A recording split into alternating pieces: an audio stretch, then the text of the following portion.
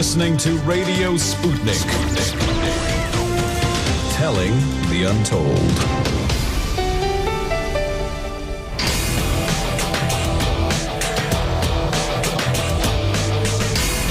Fault lines. Live from across the divided states of America, it's time now for another edition and another week of the most disruptive show covering news, politics, and events from across these disunited states and the increasingly divided surface of our globe. In the independent corner, I'm your political analyst, Shane Stranahan. And in the left corner, I'm your indefatigable, the last man, burning ember in the darkness, your political analyst, Jamarl Thomas. And together, that means you're listening to Fault Lines with Thomas and Stranahan.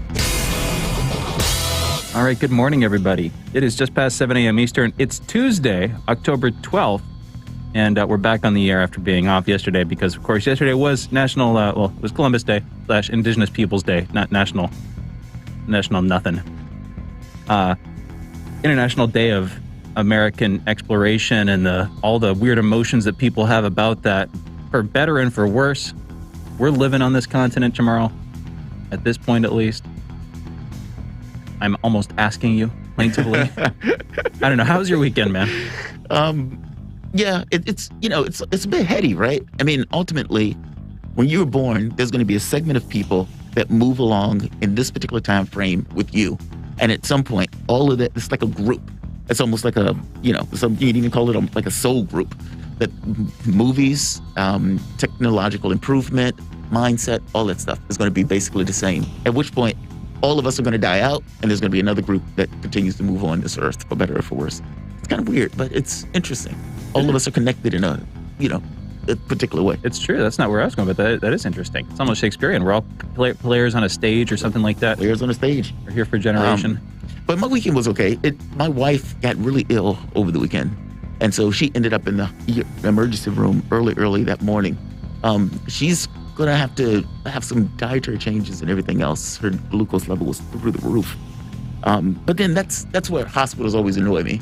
So we go in, her numbers are really high, and she's there all day. I mean, when we got home, I think it was like at 9 o'clock or something like that. And, I distrust leaving people in the hospital by themselves, but with COVID rules, they're like, yeah, you can't come into the hospital and all this stuff. Yeah. So when I finally get there and I'm talking to the nurse, I asked the nurse, I'm like, well, can you get her glucose level before we leave? The nurse checks the level. The level is still high. It's like through the roof. And I'm like, yeah, how are you letting her leave with a number like that? And she was like, oh, well, we just make sure that she's not, in any kind of danger. She's at no risk. And I was like, so if we went to one of the urgent care facilities this morning and everything is exactly the same right now, would they have sent her to the emergency room? Now, the point of that question is basically you're sending her home with values that would have got her sent to the emergency room in the first place. And the nurse is like, yeah, which is awkward if you're the ER. But the nurse's thing was, look, we only go so far in regards to making sure there's no emergency, the person's not going to croak. We gave her fluids, we gave her morphine. She should be good to go until she sees her primary care. So it's on one level, it's fortunate because it's something that can be managed just through diet for the most part. But that was our weekend. Our weekend was basically spent sitting in a hospital. That's frustrating, man. Yeah, it is. Not a fun way to spend time. No, it's not. But to be honest, I get more concerned with you go to the hospital and they're like, we don't know what's wrong. Or it's like, we're not sure. Let's monitor. It's that stuff. I get real dicey with that because at that point they're like, we have no idea. There's an issue going on and there's no way to discern what that issue is. And that's where you really want to be with the person, I would say. That's one of the big modes, because you're talking about being, how with COVID you can't be with your wife. Yeah. You can't be sitting in the room there with her. Even when I was staying at the hospital, they didn't allow her to stay in the hospital. Yeah, and it's partly like to help the person diagnose it and work with the system because it's useful to have somebody else there to talk to doctors and nurses and all that. Not to mention, you should always be there to protect the person who's there. I mean, the person is at their weakest at that point. And you don't necessarily want them engaging a hospital staff, doctors, etc. by themselves and don't have that kind of strong advocate to basically be the, a-hole to ask that very specific question of, wait a minute, why are you sending her home with these numbers? Why are you sending her home? Why are you putting, you can find, staff makes mistakes. Yeah, I don't know how else exactly. to say it. That's the thing. You have to have an almost adversarial attitude. At the same time, as you're completely dependent on these people, and so you you want to have a good relationship with them in a lot of cases, but you want to have this sort of like watchdoggy attitude of like, wait, why are you giving that second dose of meds? Yeah. Did they need that, or is that just a mistake on your end that could land her in like the ER again or whatever, you know, because she's not supposed to take twice a dose, that kind of thing. And I remember, I mean, even from my own history, I remember one time I was getting treatments and I was nodding off, like I was passing out during like at multiple intervals. And my mom was like, that's not normal. But the person who was there doing the treatment, oblivious. And come to find out, my glucose level was dropping to like single digits. And it was like, how is he awake? Why is he even, conscious? But they wouldn't have found that. She found it. Yes. Or even like pain meds. Well, my mom had to break nasty with the nurse because the nurse was taking so long to get meds. And that's when I was on massive amounts of them. Sadly, they just don't care as much or whatever. They're just doing their job. Whereas they're doing their job. The person that's with you, the nurse, the staff, they can get used to it. The doctors, they can just get used to whatever it is that they're doing. Yes. Whereas your mom, she's not used to being invested. in a hospital. Yeah. Maybe growing up with you, she got used to it after a while. She's invested. I mean, that's her kid, or that's your wife, or that's your so-and-so. And it's like you have a direct relation to it. Yeah, it's very important to not allow people to be in a hospital situation by themselves. Yes. Big deal. Yeah, absolutely. All right. That was Jamarl's weekend. No. I knew something had happened. I wanted to give you some space to talk about it a little bit, and it was good to talk about it a little bit. I'm glad she's doing okay. Yeah, she's fine. Let's get into headlines, though. First up, in COVID news, we got COVID stats. Yesterday in the United States, there were 123,528 new COVID cases reported, along with 1,853 deaths. Over the past week, there have been an average of about 89,526 cases per day. That's a decrease of 24% from the average 2 weeks earlier. By the way, I'm just going to pause. It's good to note this. I haven't officially noted this in a couple of weeks. COVID cases have been coming down consistently. Yes. There's been like double-digit decreases. I remember months ago, that was a phrase I was using as we've been going on this roller coaster ride. Up and down and up and down, and more cases and less cases. Well, at one point, we were at 3,000 deaths. I think we're at now. Still high. 1,853 deaths a day. That number doesn't seem to be going anywhere. No, but that lags behind the cases by like a month often. Yeah, because it takes a while for people to die, usually. But I'm just saying, it's good to see those numbers coming down. 56% of the total American public has been fully vaccinated. 65% of residents have received at least one dose. And as of this morning, the coronavirus has infected 44,453,529 people across the United States. It, meanwhile, has killed 714,960 people here in the U.S. Texas Governor Greg Abbott issued an executive order on Monday prohibiting COVID-19 vaccine mandates by quote-unquote any entity. Under this order, employees and employers can object to the vaccines for quote any reason of personal conscience, end quote, and be exempt from the mandate. The order also details a previous infection with COVID-19 as a reason to refuse the vaccine.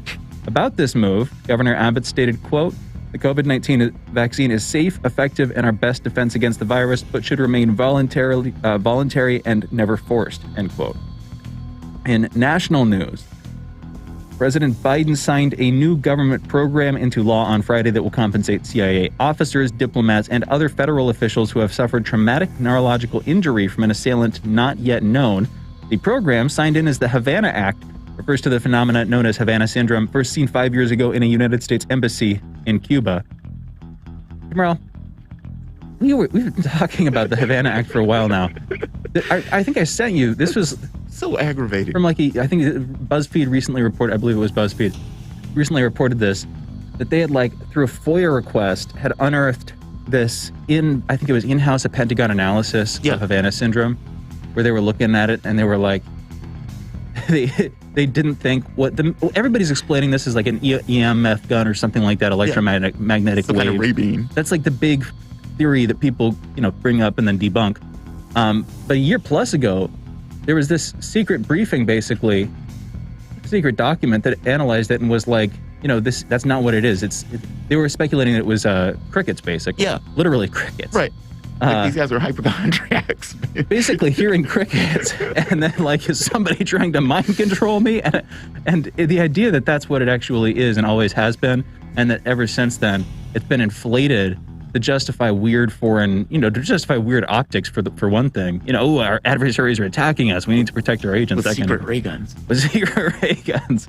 It's aggravating, right? Yeah. I mean, because when you think about, if you go to look back at the Gulf War syndrome, And they were acting and denying these soldiers, oh, these guys are just making it up. It's not real. And these are soldiers that we sent into another country with all sorts of weapons. I think it was like depleted uranium and all of this other stuff. It was creating medical conditions in the soldiers, and the United States didn't want to pay them.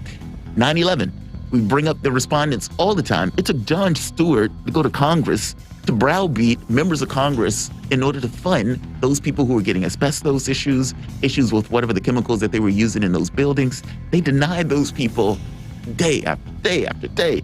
But for this, a magical beam, magical illness, have no clue where it, like, they don't even have a working hypothesis on what it is. And yet they've passed this law giving these guys cash.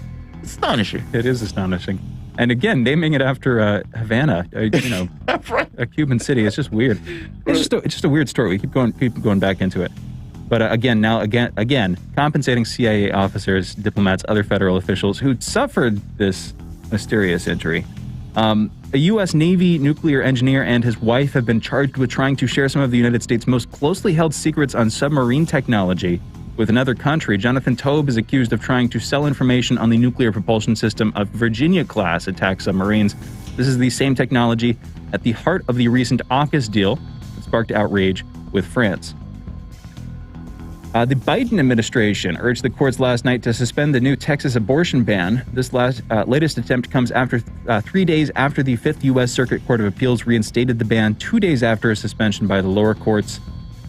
John Gruden stepped down Monday as the coach of the Las Vegas Raiders football team, hours after the New York Times detailed emails in which he had made homophobic and misogynistic remarks following an earlier report of racist statements about a union leader.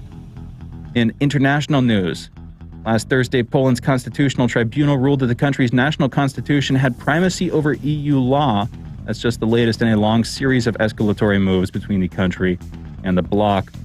European Commission President Ursula von der Leyen said Friday she was deeply concerned by the ruling and pledged to, quote, use all the powers at the end of her, end quote, at her disposal to enforce EU laws. Trying to hold it together. In brief, holiday news. Today is World Homeless Day and World Mental Health Day. And with that, you're listening to Fault Lines. Those are our headlines. It shouldn't be a World Homeless Day. It should not be a World Homeless Day. Yeah. This is policy choice. It's not a act of God per se. And if it's, I mean, it just feels weird to have a homeless day in general. It's like, yes, let's support the homeless, people who don't have homes and living on the streets. It's like, is that really something you want to, chest up? Joseph Campbell, the monomyth, the idea that they're like the hero's journey, this thing, the hero goes out into the world, right, yes, explores, undergoes, it's like the narrative. Like the death of the advisor at some point. Exactly. Yeah. It goes through all these different stages, and it's a little bit, people have made fun of it. But Joseph Campbell creates this idea, Hero with a Thousand Faces, famous book. People like George Lucas, director, of course, of Star Wars and all those other films, reads this and uses it as the narrative structure for his film. So apparently it works a little bit. Anyway, maybe like the homeless are just like the people who are in that one phase of Joseph Campbell's monomyth, like you've left home. You're homeless, that kind of thing. And we're celebrating the people who've gone out into the world. They're having to create their own home now. Doing their own thing. Exactly. I guess that's one way to look at it. I mean, pretty much take the typical term of it in individual hard times, head down on the streets, rain, hail, sleet, snow, etc. Yeah. I don't know, man. It's just, that's so grim. Well, DC has like huge homeless it does. Problems, whatever that means. Yeah. Then there's even the terminology term. I remember growing up in Portland. For a while there, I was using the term houseless because homeless, it's easy to like get into a way of thinking and just to forget what you're saying. Oh, it's just a homeless person. You categorize somebody, you know what I mean? Then you've like closed them off. You're not thinking about them as a person. And then so I started to use houseless with it. Yeah. Until I felt ridiculous because it's literally just like using another word for the same thing, and it just confused people. So I stopped using what? A houseless? Houseless person? Okay, all right, Shane. No, man. It's dark. I mean, when you see it, it's hard to even frame it on some level. Like something happens that is so dramatic, the person doesn't have family, or the person doesn't want to engage their family, either losing their job, their home, and everything else. And at some point has reconciled themselves that, okay, I'm going to be living in my car, or worse, I'm going to be living on the street. And, you can go to homeless shelters and whatnot, but from my understanding, some of those things are very dangerous, not necessarily the safest in the world. and you're basically falling asleep with a lot of people around you that may take whatever little bit that you have, since all of you guys are pretty much on the same playing field. California started doing these tiny homes. Have you seen these? It's like these little, I don't want to say hobbit homes, but it's like, instead of having tents, it's made of some kind of material that gives them like a real home with bathing facilities and everything else. That just seems more ideal. I mean, even if you look at your society and you say, okay, is our society better off, safer, et cetera, with people living on the street, or we subsidizing these homes to keep them off the street? And I would say if human beings matter at all, meaning if this enterprise of government and everything else and this kind of belief set culture, they keep telling us about their values. Well, if those things matter at all from a human context, at the very least, can we not have people living on the streets? I mean, it's just disastrous. I mean, when you see it and you walk by and it's like somebody's just laying out there, it's just a weird, insane feeling, especially in California, where you see all of these, this kind of, what do they call it? This, I can't think of the name of it. Shanty towns. And with all of these tents. Oh, yeah, man. Yeah, it's just, you've been there. I mean, you've been to California. I've lived there. I have a couple like Christmas seasons. I would go out with some friends of the family. We would make sandwiches and we'd go out and just like give them to homeless people. Yeah. You know, it's like we're middle class. We're trying to convince ourselves. Trying to make a difference. Exactly. So we make sandwiches and go out to give them to people on Skid Row. Anyway, so we would do that kind of thing. And it's terrible. The conditions are horrible. Now, granted, that's not the tiny house thing that you're talking about. Those are like tent cities. Yeah. Granted, there are more tent cities in this country than there were 10 years ago. I'll tell you what. You know, just like traveling around and actually seeing different places. Yeah. I'd been to DC when I was younger. I've been to obviously California and LA a few times now. Mm-hmm. Last time I was in California, last time I went out there, it was significantly worse than the time before that. And looking at footage from recently, especially after last year, it's gotten even worse. It's just like shanty towns and tent cities everywhere. It's crazy. And same thing with Portland. Yeah. Last time I was there, especially after last summer, that seemed to have changed a lot of things in terms of where people are, accepting doing that. Here in DC, they've taken up closing down quite a few parks after last summer, I think. Mainly, it seems just to keep the homeless people out, basically. Yeah, which is a crappy way of trying to, it's like a bait and switch. I think it was in Portland, too, where they got rid of the homeless encampments, where they had the police just clear all that stuff out. Yep. And it's like, but that's not really getting rid of your problem. Nope. That's the optics of it all. And it's just weird to me that we don't. Look, I think the reality of things, if somebody says, okay, what do you care about? A lot of that has to do with where you spend your money.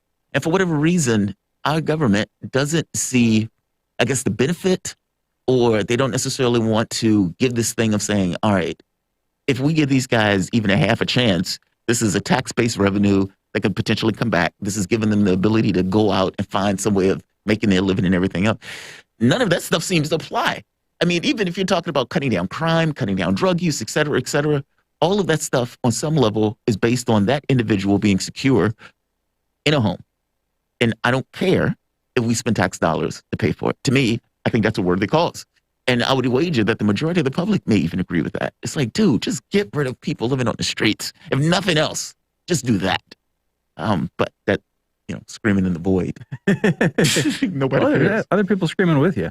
Yeah. Well, let's close it out. Yeah, totally. You guys are listening to Fault Lines with Thomas and Stranahan. We'll be back in a minute on the other side of this short break. Be right back.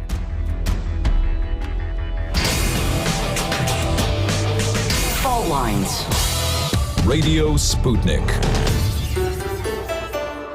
By Any Means Necessary is your guide to the movement and efforts shaping the world around us, from mass incarceration. No longer am I interested in or concerned with prison reform. I am interested only in the eradication of prisons. To the battle between police and water protectors. It was a pretty punishing disregard for the sanctity of human life, that unleashing water cannons on peaceful, prayerful water protectors. From efforts to protect the environment. The climate movement is ready to, with plenty of opposition research and force and strength, along with, the right of both science and morality, to fight them on this. To the movement for Black Lives. When I first saw the Michael Brown video, when I saw that it clearly contradicted the narrative put forth by the Ferguson Police Department and by police supporters in general, 3 words came to mind: color me shocked. Stay tuned to By Any Means Necessary, 5 days a week here on Radio Sputnik.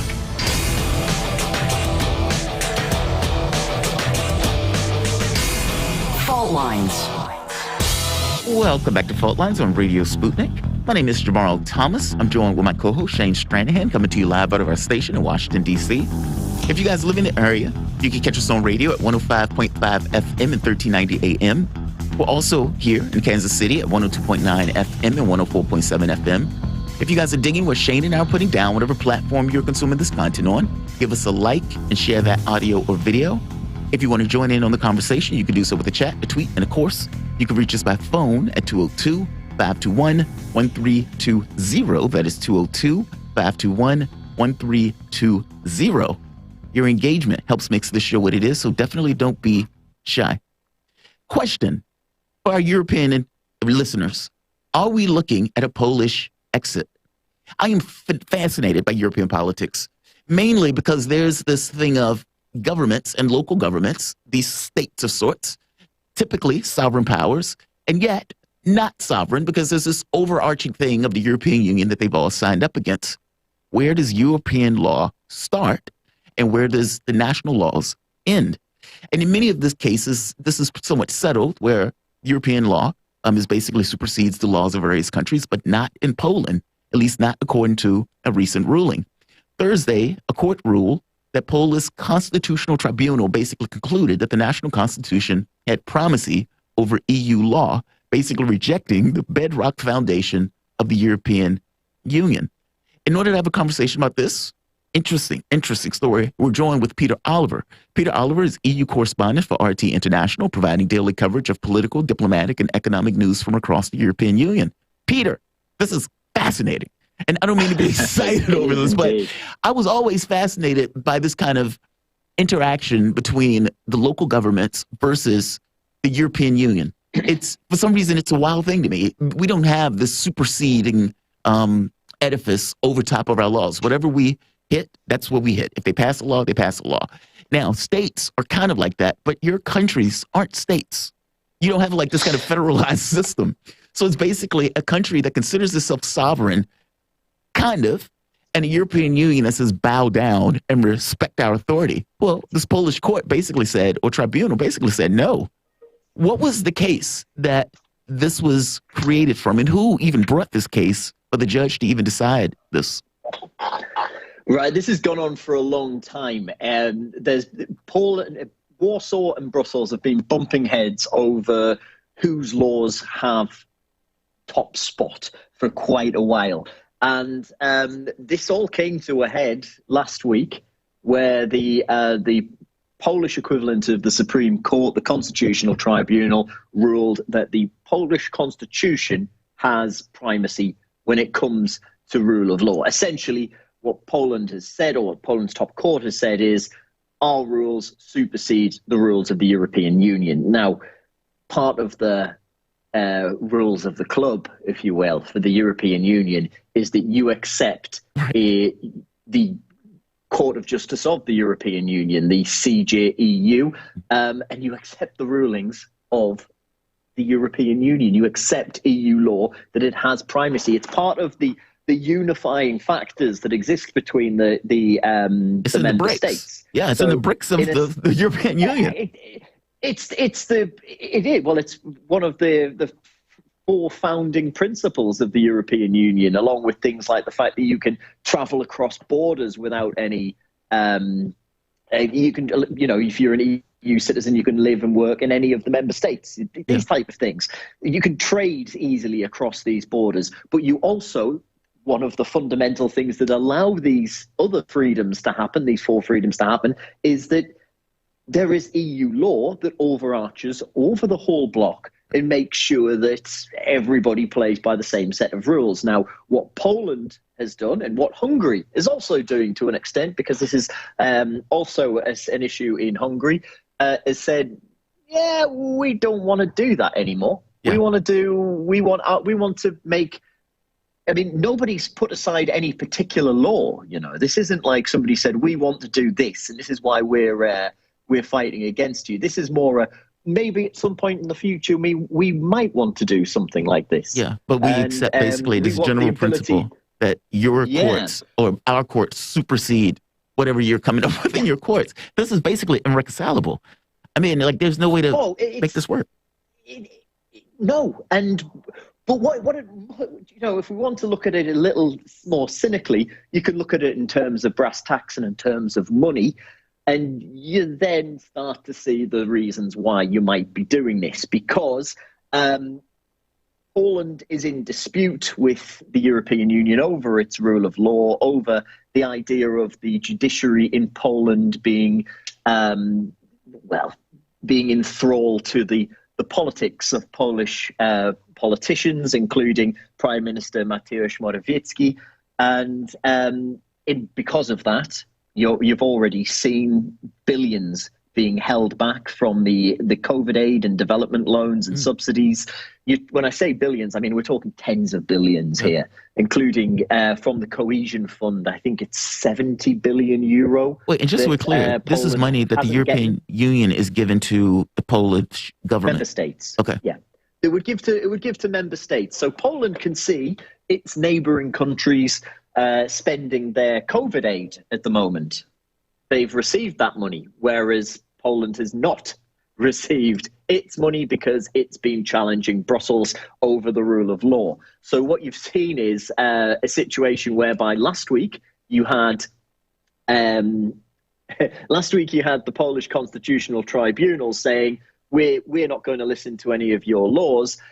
Literally this morning, you've got the Polish government going to the EU's top court in Luxembourg and asking for help when it comes to a number of different issues. They've actually gone hand in hand with them alongside Hungary.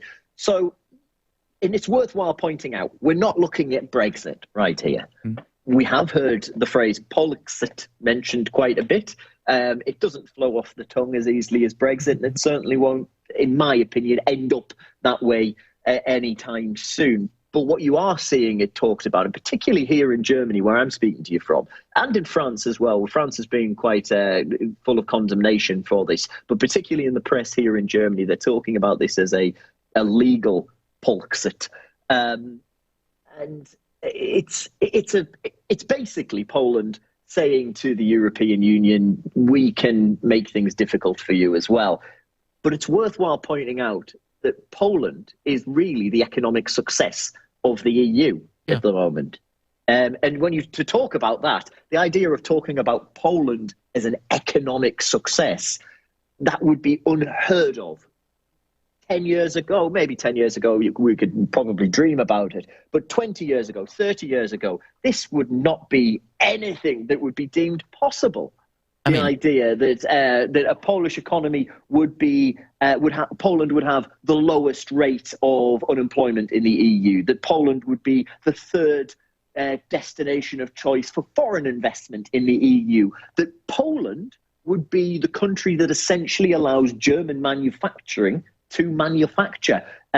Poland is the third supplier for German manafacturing. Basically, you take Poland out of the equation. Remember, I talked about freedom of movement, all of these lovely EU things that happen.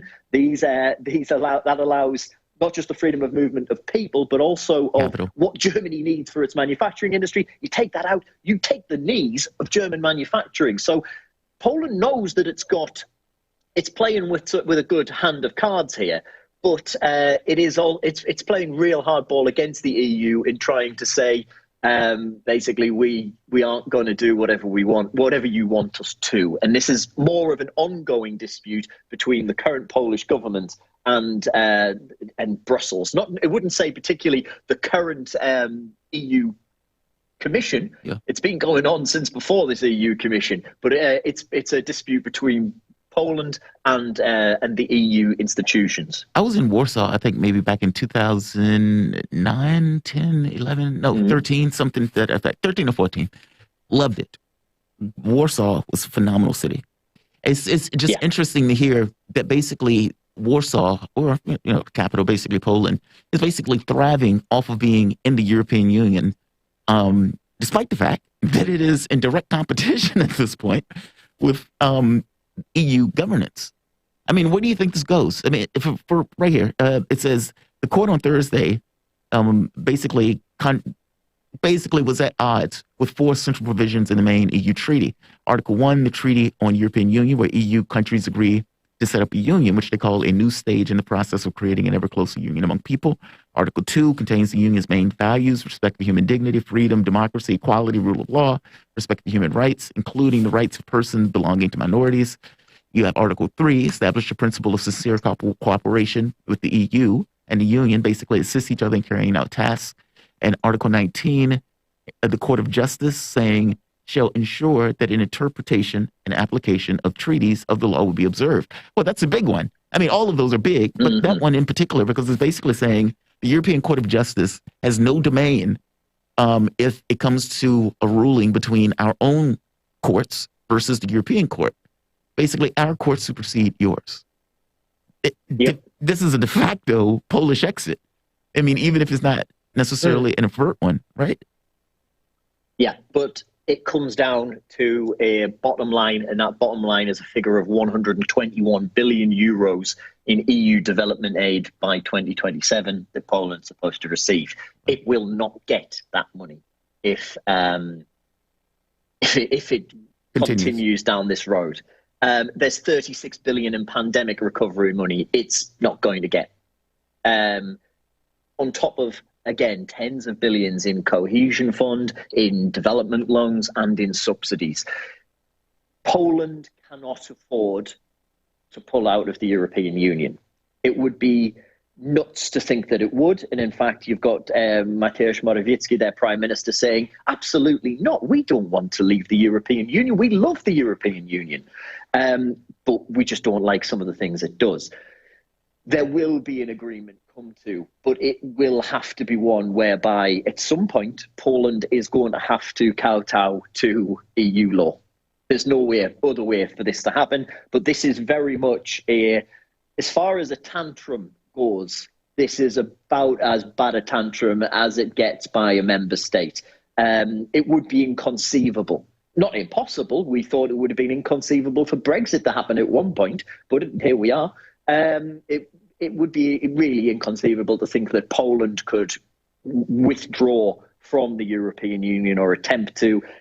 This is really an attempt to show that, one, they're not happy with some of the ways that the EU does things, and two, that Mateusz Morawiecki is the man to stand up to Brussels, which goes down well in certain parts of the EU, particularly in countries like Poland, in Hungary, certainly, also the Czech Republic, and other areas in Central and towards the east of Europe.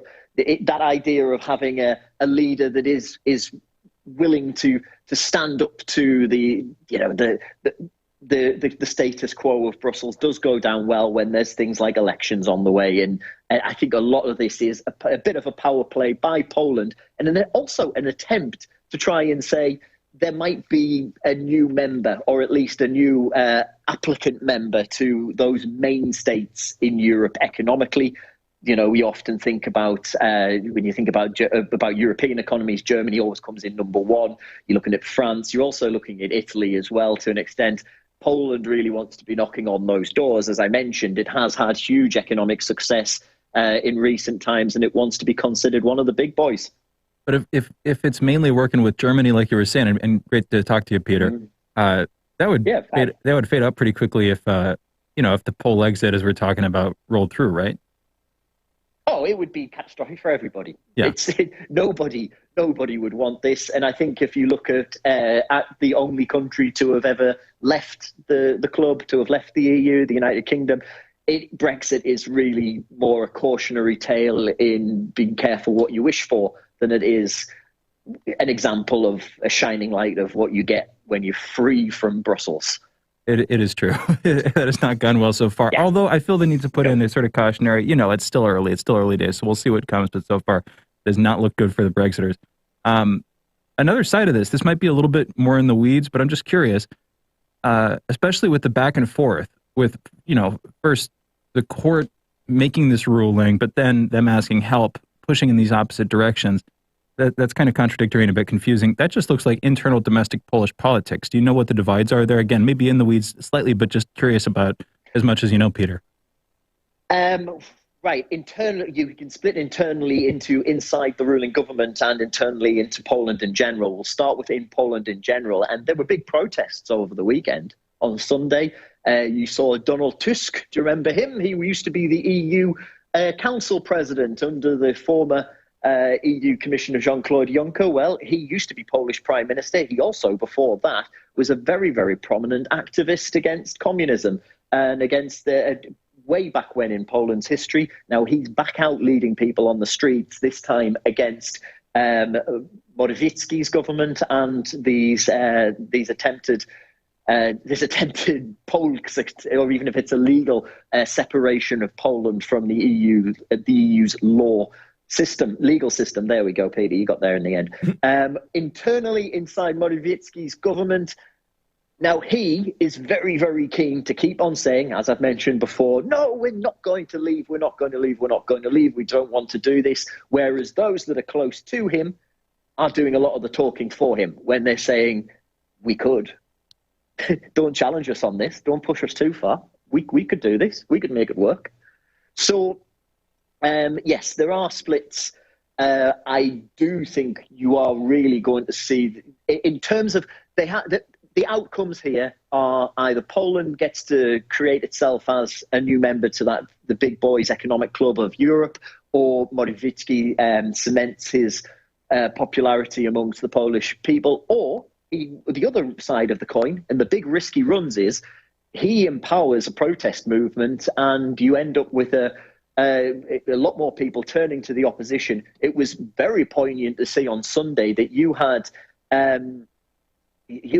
people in their 90s who fought against the Nazis for Poland back in World War II, out on the streets demonstrating, saying, we are Europeans, and what we fought for was to be part of a peaceful, united Europe, not what Mr. Morawiecki is doing. So it's an emotive issue, and it's certainly got the potential to give a lot more clout to those that would like to see Morawiecki out of government, out of power. Very interesting. I mean, considering the amount of money that Poland is going to lose and how good basically the European Union has been for their economic. Colossal amounts. Yeah. We've talked here about the importance of 3 billion, 2 billion euro to Ukraine. Yeah, imagine 100 billion euros. And 100, I mean, colossal numbers that really, if you added them all together, you're looking just shy of 200 billion euro in potential, when you take into account COVID money, development loans, cohesion fund money, and the subsidies that people receive for being part of the EU. You're talking colossal amounts of cash. Peter, I want to jump to Austria, but before we get to Austria, how is what Poland is doing in their courts is doing different from what Germany did? Because basically Germany's constitutional court ruled in May 2020 that the ECB's program will be illegal under German law unless the central bank can prove the purchases were justified.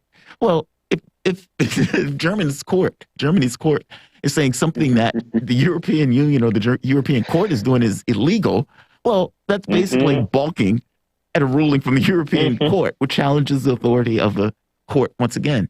How are these things different? Yeah, that's why you've not heard finance ministers here in Germany speaking too much about what's going on in Poland, and why you've not heard too much from government ministers, cabinet ministers on this, because there's a lot of dispute across the EU over whose laws have primacy, because nobody wants to give power away, because if you do, you never get it back. So there's different levels to how it's done and how the dispute comes about. Whereas the dispute over the budget was more of a, well, I think we're going to have to agree to disagree. This was very much from Poland, a flipping over of the table and a flipping of the bird in the direction of Brussels. Another question, actually on Poland, coming from our producer. Our producer wonders how you see this affecting the election in 2023, whether this is, the poll exit, this legal ruling, whether this is going to be an ongoing political movement that's going to affect what takes place in the Polish parliament, or how that's going to work. What do you think is going to happen there? Very, very early to say. Demonstrations that took place on Sunday are anything to go by. And the fact that they've got the likes of Donald Tusk very much in support for the opposition, I think Morawiecki and his government are going to be pushed incredibly hard in Poland in 2023, as you say, for the election. May well be one to keep an eye on in the future, because this is a protest movement that isn't just isn't just emotive. It's also led by people who have history in taking part in successful protest movements, like Donald Tusk. As I mentioned, you look back in his history before he became Polish Prime Minister, he was a union leader, and he was one of the people that took part in a lot of the demonstrations to overthrow, not to overthrow, but to try and get freedom for his country way back when. So, yeah, I think you're set to see this play a huge role in the upcoming politics of Poland. And because, as I mentioned, the important role and the ever-increasingly important role of Poland in European politics, it's going to be a big election for the EU as a whole. Wow. I'm curious, does the EU have... Man, I want to get to the Austrian story, but do they have any kind of political hooks? We will do. I've got plenty of time, don't worry. Okay. Do they have any political hooks that they use, like levers of power or pressure? I mean, you have this overarching structure, basically. Does the structure itself and the political players in that structure have any kind of ways of, I guess, creating incentives, ways of, a stick or something that basically can influence individual political actors that are in the various member states, in this specific case, Poland? And is that a detriment politically at home? You mean, can other member states influence what happens in Poland? Exactly. From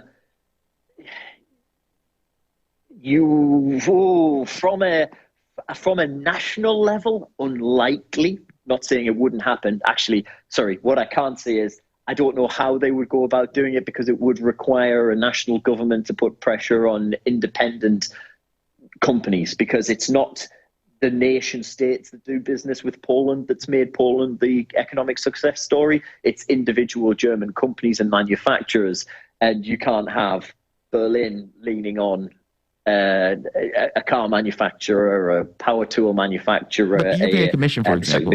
Yeah. You can't have that happening. And not to say that there isn't massive amounts of lobbying that does go on, but the answer is yes. They can do it. How they go about doing it, I don't think the likes of me at my lowly level ever really get to find out. That's perfectly fine.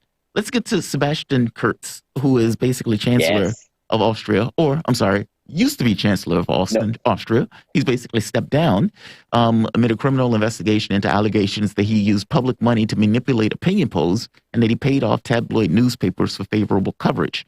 Now, him stepping down and resigning, he's basically saying, he's not guilty, and he kept his seat, even though he resigned as Chancellor. Am I saying that correctly? Before we start off. Right.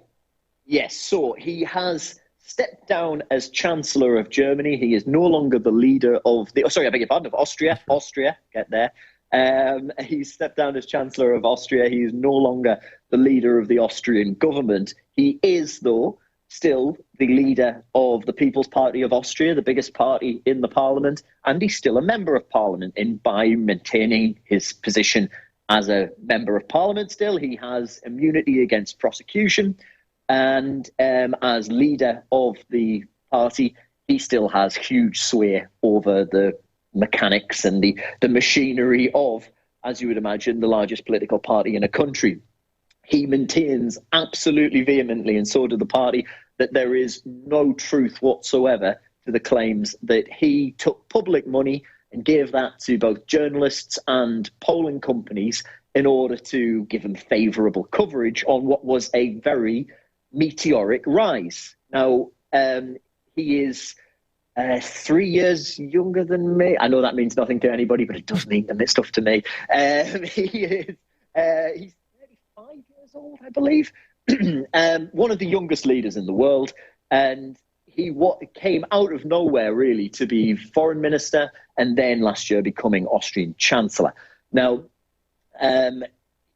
he is a very renowned self-publicist. He's quite known to think rather a lot of himself. And you would if you became the leader of a country in your mid-30s.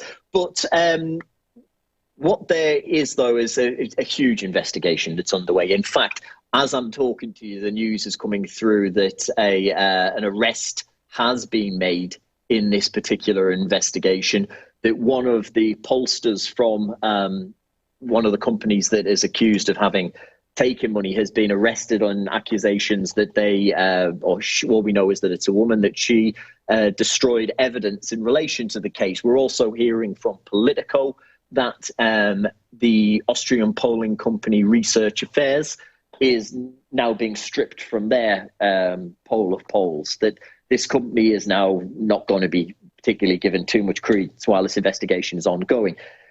Got to remember, last week, Sebastian Kurtz was at the big fancy dinner meeting of all of the EU leaders in Slovakia. While he was there, his officers were being turned over by the police in Vienna, and his party officers as well. As they looked for more information on this, there was a lot of pressure on him to step down on Friday of last week. He didn't do that, and people thought, all right, he's going to hang on, he's going to try and fight. It then became clear that there would be a vote of no confidence called from the opposition, and that probably quite a few people in his ruling coalition from the Green side may well side with that. So to avoid the vote of no confidence, he headed that off at the pass on Saturday night and announced that he would be stepping down. The fact that he remains in Parliament, as I say, means that he can't be prosecuted for anything. That there's no. Also, it is just at the investigation stage at the moment. But as I said, arrests have already been made. But the fact that he remains in that powerful political position suggests, and that Sebastian Kurtz believes that he can weather this storm, that he can clear his name on these over these allegations. Though a lot of them are relating to text message conversations, which he claims have been either taken out of context or have been altered in some way. And what his intention is that he will come back as Chancellor. That's seen by the fact that he's put forward the new Chancellor of Austria, was sworn in just a little while ago. That's Alexander Schallenberg. Is the new Chancellor of Austria. He had been the foreign minister. He's a very close friend of Sebastian Kurtz. Basically, he's passed this job off to a man who has he has the political clout to be able to hold the parties together, and he's also a very close ally. He's given it to one of his mates and said, keep an eye on that job, keep that seat warm for me, I'll be back as soon as I can. But this is going to be painful, and it's going to be embarrassing, because, as I mentioned, having your officers turned over by the police while you're out whining and dining with the leaders of the European members of the leaders of the member states of the European Union, that's not a good look. No. The fact that you're seeing essentially your good name dragged through the mud, not a good look at all. Sebastian Kurtz, though, seems to believe that he can weather this. The party certainly seem to believe that he can weather this as well, because they've stood by him completely. And there is it's been called the Chancellor quake in some of the media across Austria. But the idea that this is just a temporary measure and that Kurtz will come back seems to be what everybody understands will happen. He will also be massively pulling the strings. Don't expect any changes in Austrian politics while he's no longer Chancellor, since he stepped down. As I mentioned, he's given this job to a very close friend of his, a very close ally politically as well as personally. And Sebastian Kurtz remains leader of the party that the Chancellor represents now. So he'll be pulling the strings as well while this investigation is ongoing. Arguably giving himself some breathing room. Peter, there are a couple things, but I'll be brief with the first one. I wanted to get at some point to the motivation and the timing here, but I think it'd just be good to go over the facts again. Can you please just briefly, what specifically is being alleged? You know, what exactly is being investigated? Can you just lay out that in a narrative for people in the States here? Yeah. So Sebastian Kurtz is accused of having taken public money and given that in bribes to journalists and pollsters in order to provide him with favourable coverage basically. He's accused of having given money to journalists to write nice things about him and to giving money to pollsters to make sure that when they put together their reports, more people tick the box that says that they liked Sebastian Kurtz or that they liked his politics. That's what he's accused of. Those are the things, of course, that Sebastian Kurtz and the People's Party of Austria vehemently deny. However, that's what the police are currently investigating. And again, Sebastian Kurtz, we're talking about he just stepped down, but basically you can think of him as the Chancellor of Austria, although again, just stepped down basically to get out of the way while the investigation of this stuff is taking place. But like you said, he is ultimately pulling the strings. What strikes me as weird about this is the timing. The next the next Austrian election is in 2024. That's years away. So I saw that, I'd seen he was, of course, criticizing this as any leader would. Oh, this is just my adversaries attacking me, basically. But it's years out from an election cycle. What do you, assuming that there's not a there, that this is a political attack done for optical reasons, what do you think the thought is behind it? Or is that just not a fair assumption? Do you think this is completely legitimate? It's to force an election, Shane. It's not like the US where there's an election cycle that is written in stone. If there's a vote of no confidence, ultimately the government collapses and then a snap election is called.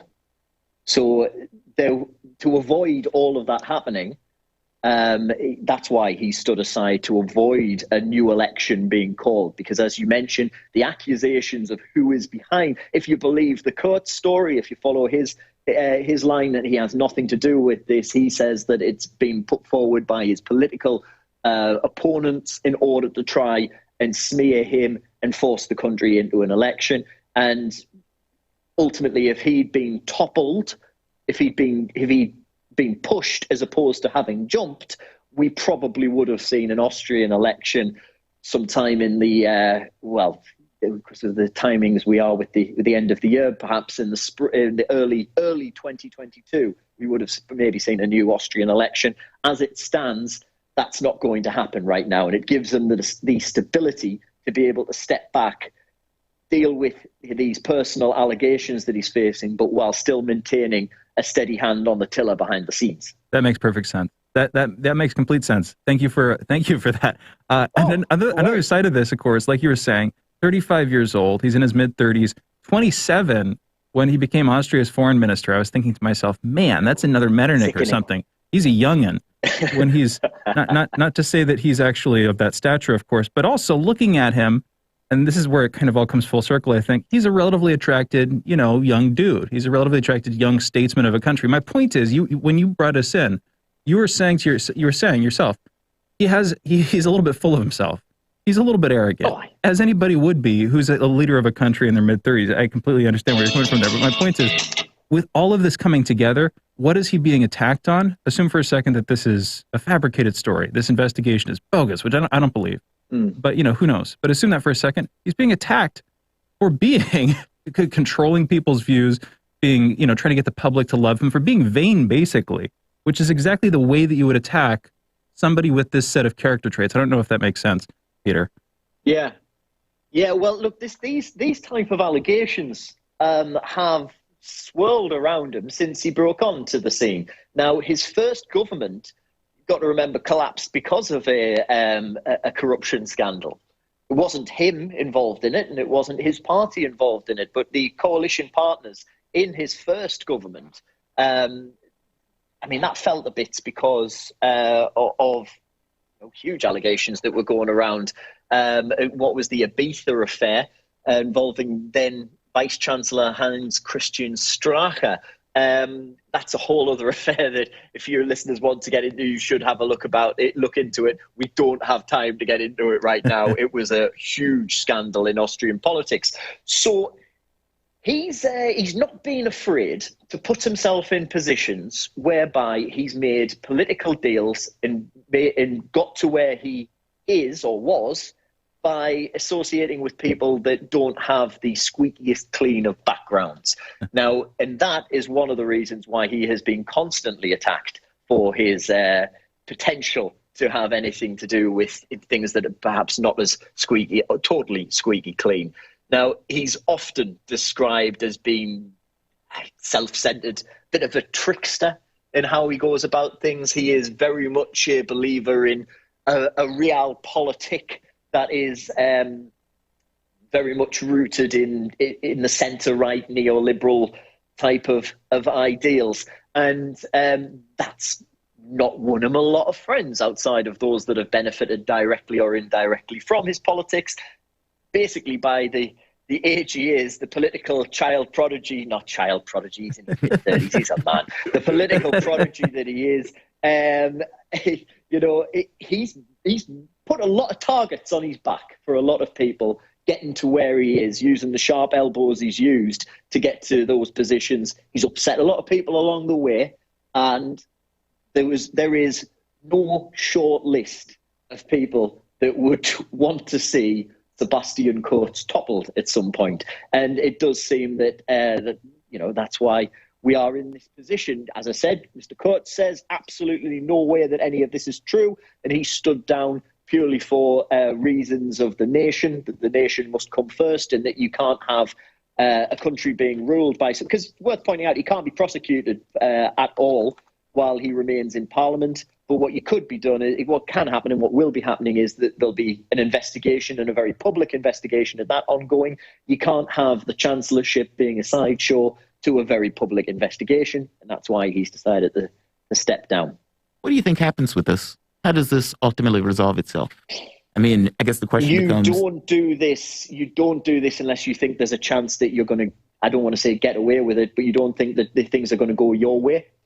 I would suggest that there is some wrongdoing because there has been an arrest made, and that's been made very public. And the fact that I would suggest that I would guess that there will be something that has not been carried out legitimately. But when it comes to the big things, Sebastian Kurtz fundamentally believes he's coming back as Chancellor.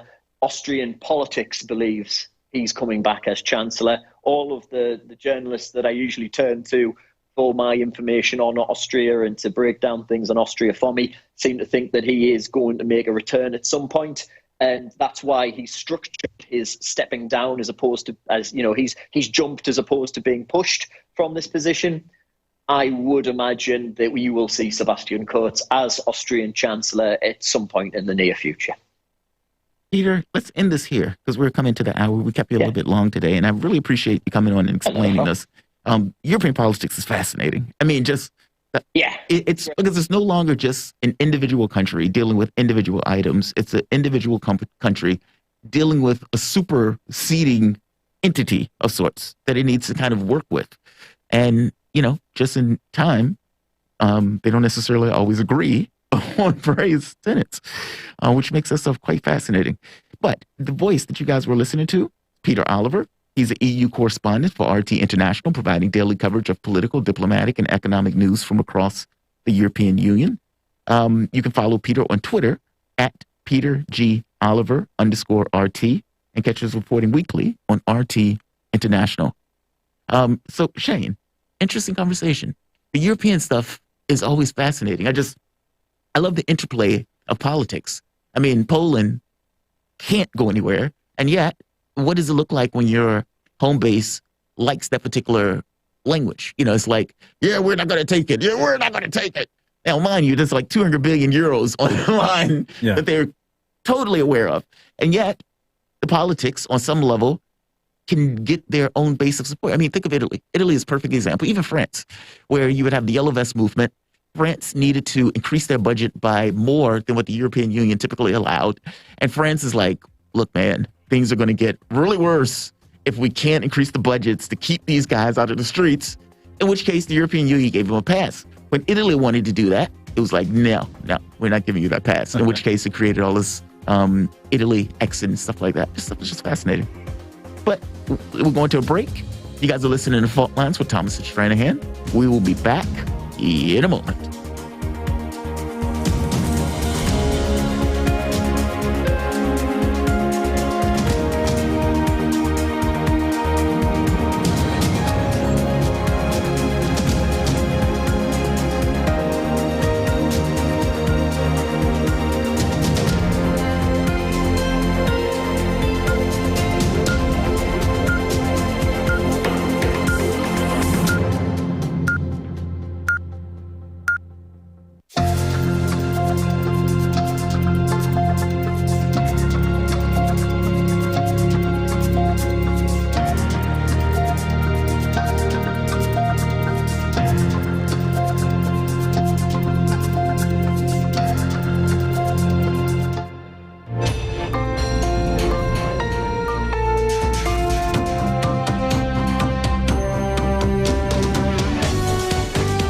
listening to Radio Sputnik. Telling the untold.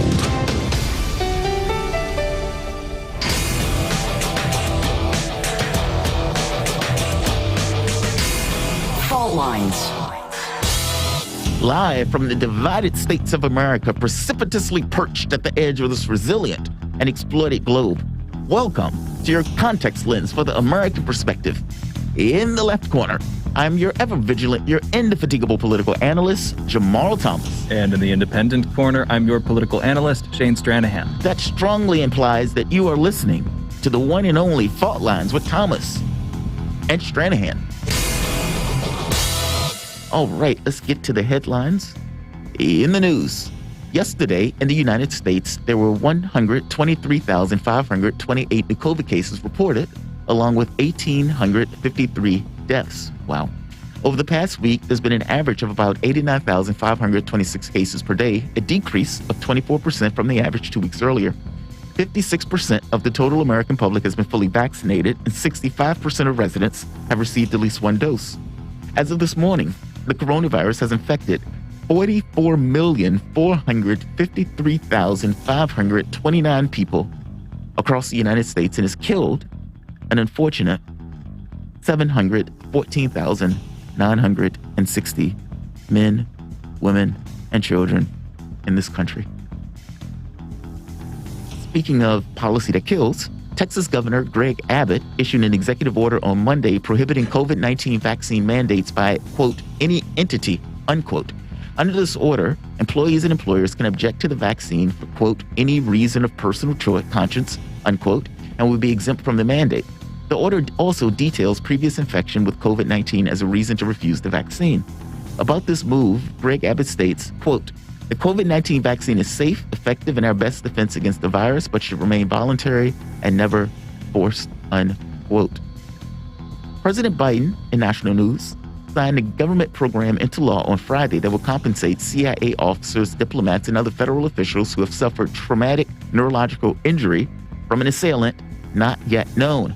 The program, signed as the Havana Act, refers to the phenomena known as Havana syndrome, first seen 5 years ago in the United States embassy in Cuba. Basically, secret rays from somewhere, space or a gun or the ether. They don't necessarily know where it comes from. They don't even know necessarily that they're under attack. They can't place any of that stuff, don't even have a good hypothesis for it. And yet, money from heaven to the CIA and intelligence officers because of their great importance. This wasn't the case when the 9/11 syndrome took place over all our first responders, nor did they jump and Johnny on the spot in the way that they were dumping money on this, that they were dumping money on Gulf War syndrome from our own military that we're sending into those countries.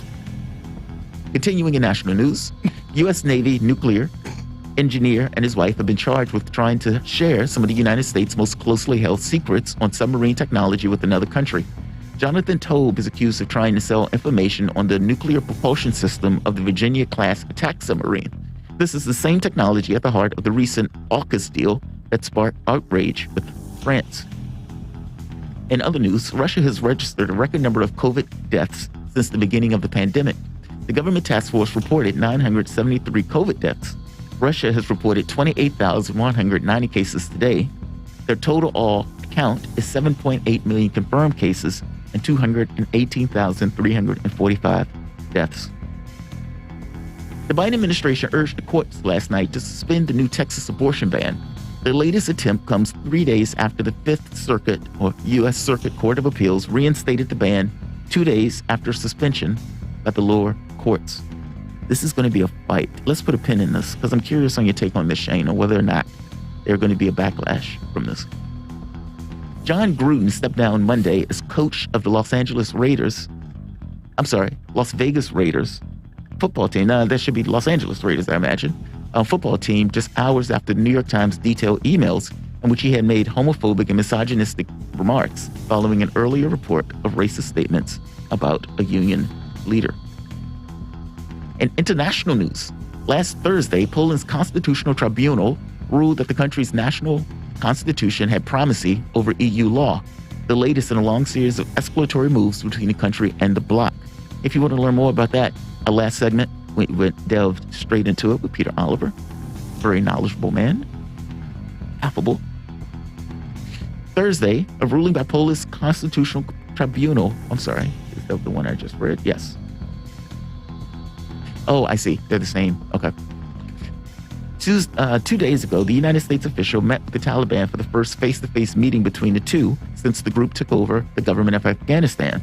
Spokesman from the State Department called the talks, quote, candid and professional, unquote. And there are talks about humanitarian aid to Afghanistan, U.S. and allied safe travel, terrorism, and meaningful participation of women all throughout Afghanistan. In holiday news, this is World Homeless Day. About 154 million people living on the streets and in squalor across the globe. And it's also World's Mental Health Day, which I would imagine is greatly impacted if you are homeless, which affects about 92 million people with mental health disorders. Those are your headlines. You guys are listening to Fault Lines with Thomas and Stranahan. So I want to get back for the moment to the Biden. I'll just read it. Biden administration urged the courts last night to suspend the new Texas abortion ban.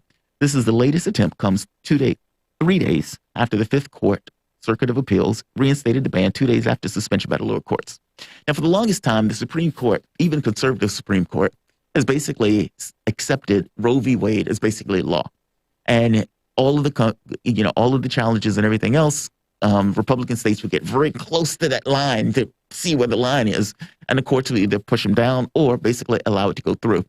With Coney Barrett getting in, the first thing everybody said, including myself, well, there goes Roe v. Wade, because she is not going to have any issue. Everybody knows what her vote is going to be on that particular policy.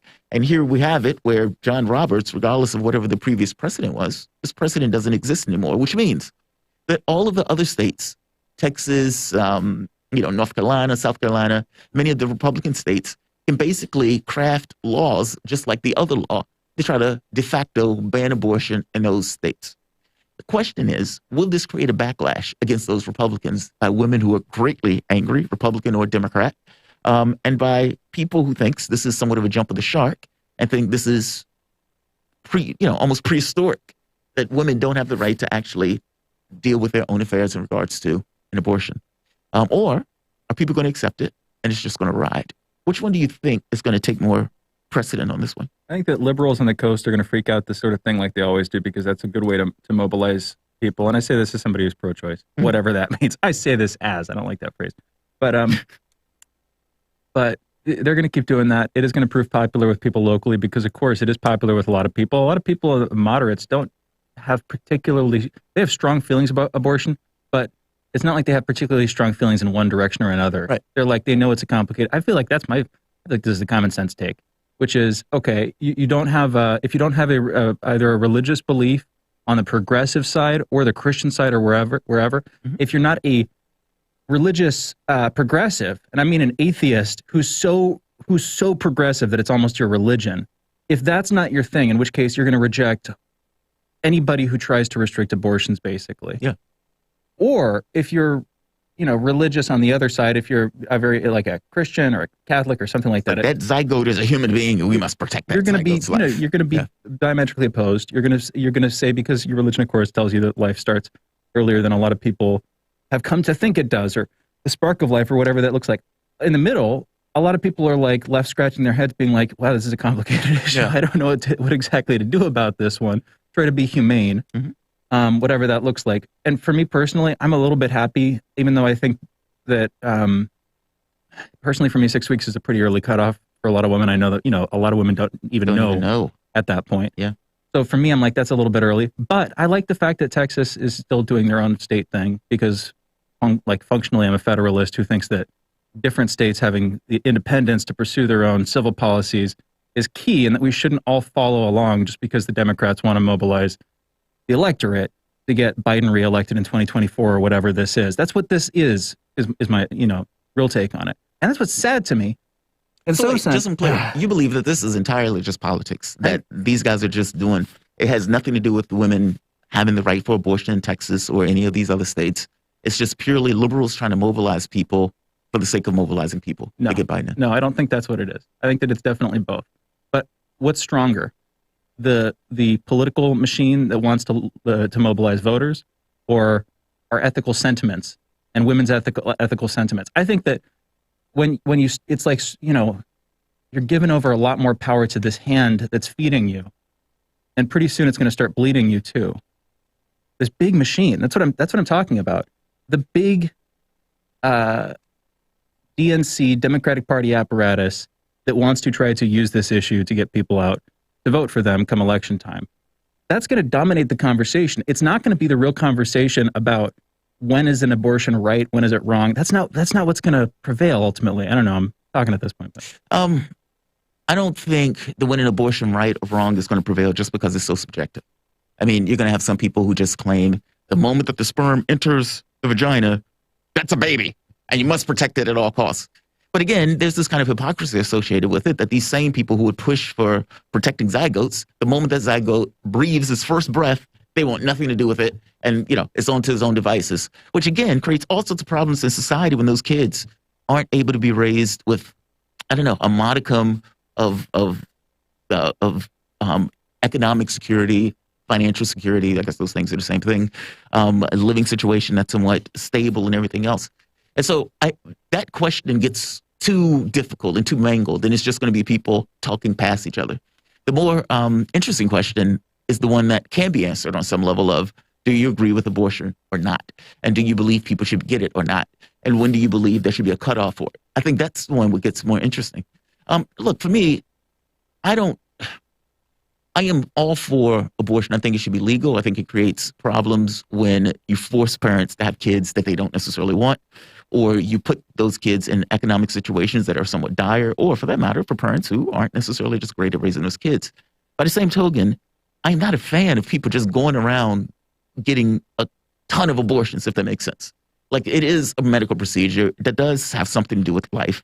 And in the process of that, it's I don't know, it's a little gross. I've known people who've gotten multiple abortions. It's like, dude, you don't have to get to this point. There are also, it's like, it's not a magic thing to prevent you from having a baby. Can we just do that so you don't have to continuously do the abortion thing? But by the same token, to me, it's modern society. And that modern society is not necessarily governed by these religious beliefs. It's governed by, you know, logic, facts, etc. Yes. And if a woman is about to have a kid, I would prefer she asks her guy, like, hey, how do you feel about this, etc. But at the end of the day, the choice is hers. It's her body. She's going to have to want to take care of it. Well, and I'll put it like this. If okay, this conversation is such an interesting window into so many other interesting conversations, which is great if you don't get stuck on like debating abortion itself. Yeah. Which is completely fair. But my point is, it's like an index. It's a portal to all these other interesting things. So, and there's no way to win it or lose it. The person either agrees or they don't. Well, and so you either just get this kind of blunt percentage of people who say, yes, I'm for it. On abortion myself, I'm like, I flirt with religion. I'm not exactly sure where I stand on this thing. I don't know if I believe in God or anything like that. I genuinely don't know about this stuff. I'm open. But the thing that affected me with religion is a guy that I was close friends, kind of now associates with, close friends with for a long time, used to talk all the time. Found out, you know, a couple months into knowing him, that his mom was going to have an abortion. And that he wouldn't have existed if his mom had lived in a state where abortions were legal when she was going to get them. So she couldn't get an abortion. Mm-hmm. Therefore, he existed, and I felt good about it. And I was like, I don't know what that means exactly. Doesn't mean anything. Doesn't mean anything. It means there's another side to the moral dynamic, which is often when you make these choices. Every time when you make a choice like this, there's a person's life who's getting preempted. Now, here's where here are a couple places where the conversation gets interesting to me. One is, when are people choosing to get hooked up and hitched these days? Yeah. Because it's a lot later or never than it used to be. People used to get married earlier. They used to go dating earlier. They used to get married earlier. They used to get into a house. They used to have more kids. There are all these other things. Now, why are people having abortions? Either because they're not getting married. They're just screwing around with people and hooking up and, you know, not doing it in a perfectly safe way. And so they get pregnant or whatever. Mm-hmm. And or they're with somebody for a long time, but they don't want to have that kid. They're 27, 28 years old. They want to be 32 or 33 or something because they want to get more time into their career. They don't want to have to take time off from work. They want to pursue their own life and have some independence. There are all these different things in the air. And that touches, all of a sudden, that's feminism, and that's the women's independence argument. Right. That's also, of course, a part of the whole abortion argument. My point is, these are all interesting things and super relevant for anybody with genitalia to talk about. It's super fascinating conversations, and they're relevant. Yeah. You know, the public policy ends of these things, super relevant to like, okay, why are people having abortions? Why is this so important for people? I'll put it like this. I think that abortion should be legal in our society, of course. I'm pro-choice, I've said that. But I'll put it like this. They would be less important if more, just simply, tautologically, they would be less important if people didn't want them as much. Yeah. The reason they're so important is that a lot of people are actually having abortions, it seems. People are having abortions in pretty high numbers because it takes a long time for people to get hitched. It takes a long time for people to get married. People aren't, either because they don't have access to safe contraceptives or because they don't want to use them or because they're too expensive or whatever, you know what I mean? Or they're just goofballs. Or they're just goofballs and they don't like it, you know? I mean, see, I don't know what the high number means. Meaning, I don't know I need what's high versus low, that type of thing. Yeah. But clearly, they're happening. And I agree on this point of if we could cut the numbers, I would prefer to cut the numbers. And whether that's teaching childhood, teaching sex in school. I mean, that became a big flashpoint for conservatives. But other countries that do it have less, these kind of childhood abortions or less childhood babies and stuff like that. And people are much better at managing that stuff as they get older. I don't know, man. I mean, the idea of, okay, this person wouldn't have existed if she had an abortion. Fair enough, but maybe somebody else would have existed later on, or for that matter. But all of that stuff is just equal on some level. Reality doesn't particularly care.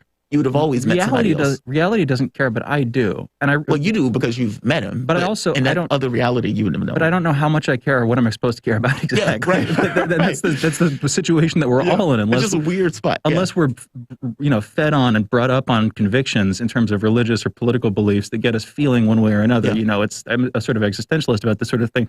We're left to determine for ourselves how we're supposed to feel, what we're supposed to feel in a more or less, unmoored, uncaring universe that doesn't give us any safe harbor, that kind of thing. You've heard the philosophical spiel before, but I care, and I've found myself caring. And again, the friend who wouldn't exist if his mom had lived in a state that had allowed her to abort him, that made me feel a certain way. But what do I do with that? I don't know exactly. And if I were in a relationship with somebody and they wanted to get an abortion, I would probably feel some kind of way about that, especially if you want to keep the kid. Of course. I mean, by contrary though, you walk into your car in California, the guy that hits you over your head and takes your wallet was a kid that was forced to have an abortion, was forced to have that kid, couldn't have an abortion because they were in a particular state that didn't necessarily allow it, with the mom who didn't want it, with a dad that wasn't around, and an economic situation that was completely miserable. Yep. It goes both ways. I hear you. It goes both ways. But I agree with you. It's not just simple or straightforward. There is, complexity to it. Let's close it out. Yeah. You guys are listening to Fault Lines with Thomas and Stranahan. We have Ted Rall coming on to join us. We are going to be talking, we might, he heard the last couple of minutes of conversation we had, so I wouldn't be surprised if at some point that brings its head back up or something, reasserts itself, that topic. But we're planning on talking about these bills, the infrastructure bill and the social spending bill that have been debated for what feels like eons now in Congress. Progressives, Democrats going back and forth on this, nothing actually happening by appearances. Anyway, we'll be coming back to talk about that with Ted Rall on the other side of this break. You guys are listening to Fault Lines with Thomas and Stranahan. We'll be right back. Fault Lines. Want to talk? Get in touch with us at radio@sputniknews.com.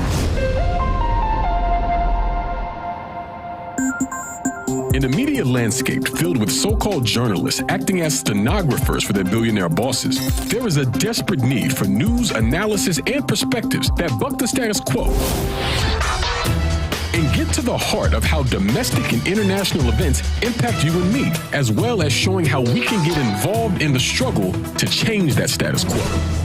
Check out By Any Means Necessary on Radio Sputnik, Monday through Friday from 2 to 4 p.m. Eastern, to hear the stories and voices that mainstream media refuses to tell you. And join us as we connect the political, social, and economic movements shaping the world around us. That's By Any Means Necessary, Monday through Friday at 2 to 4 p.m. Eastern, right here on Radio Sputnik.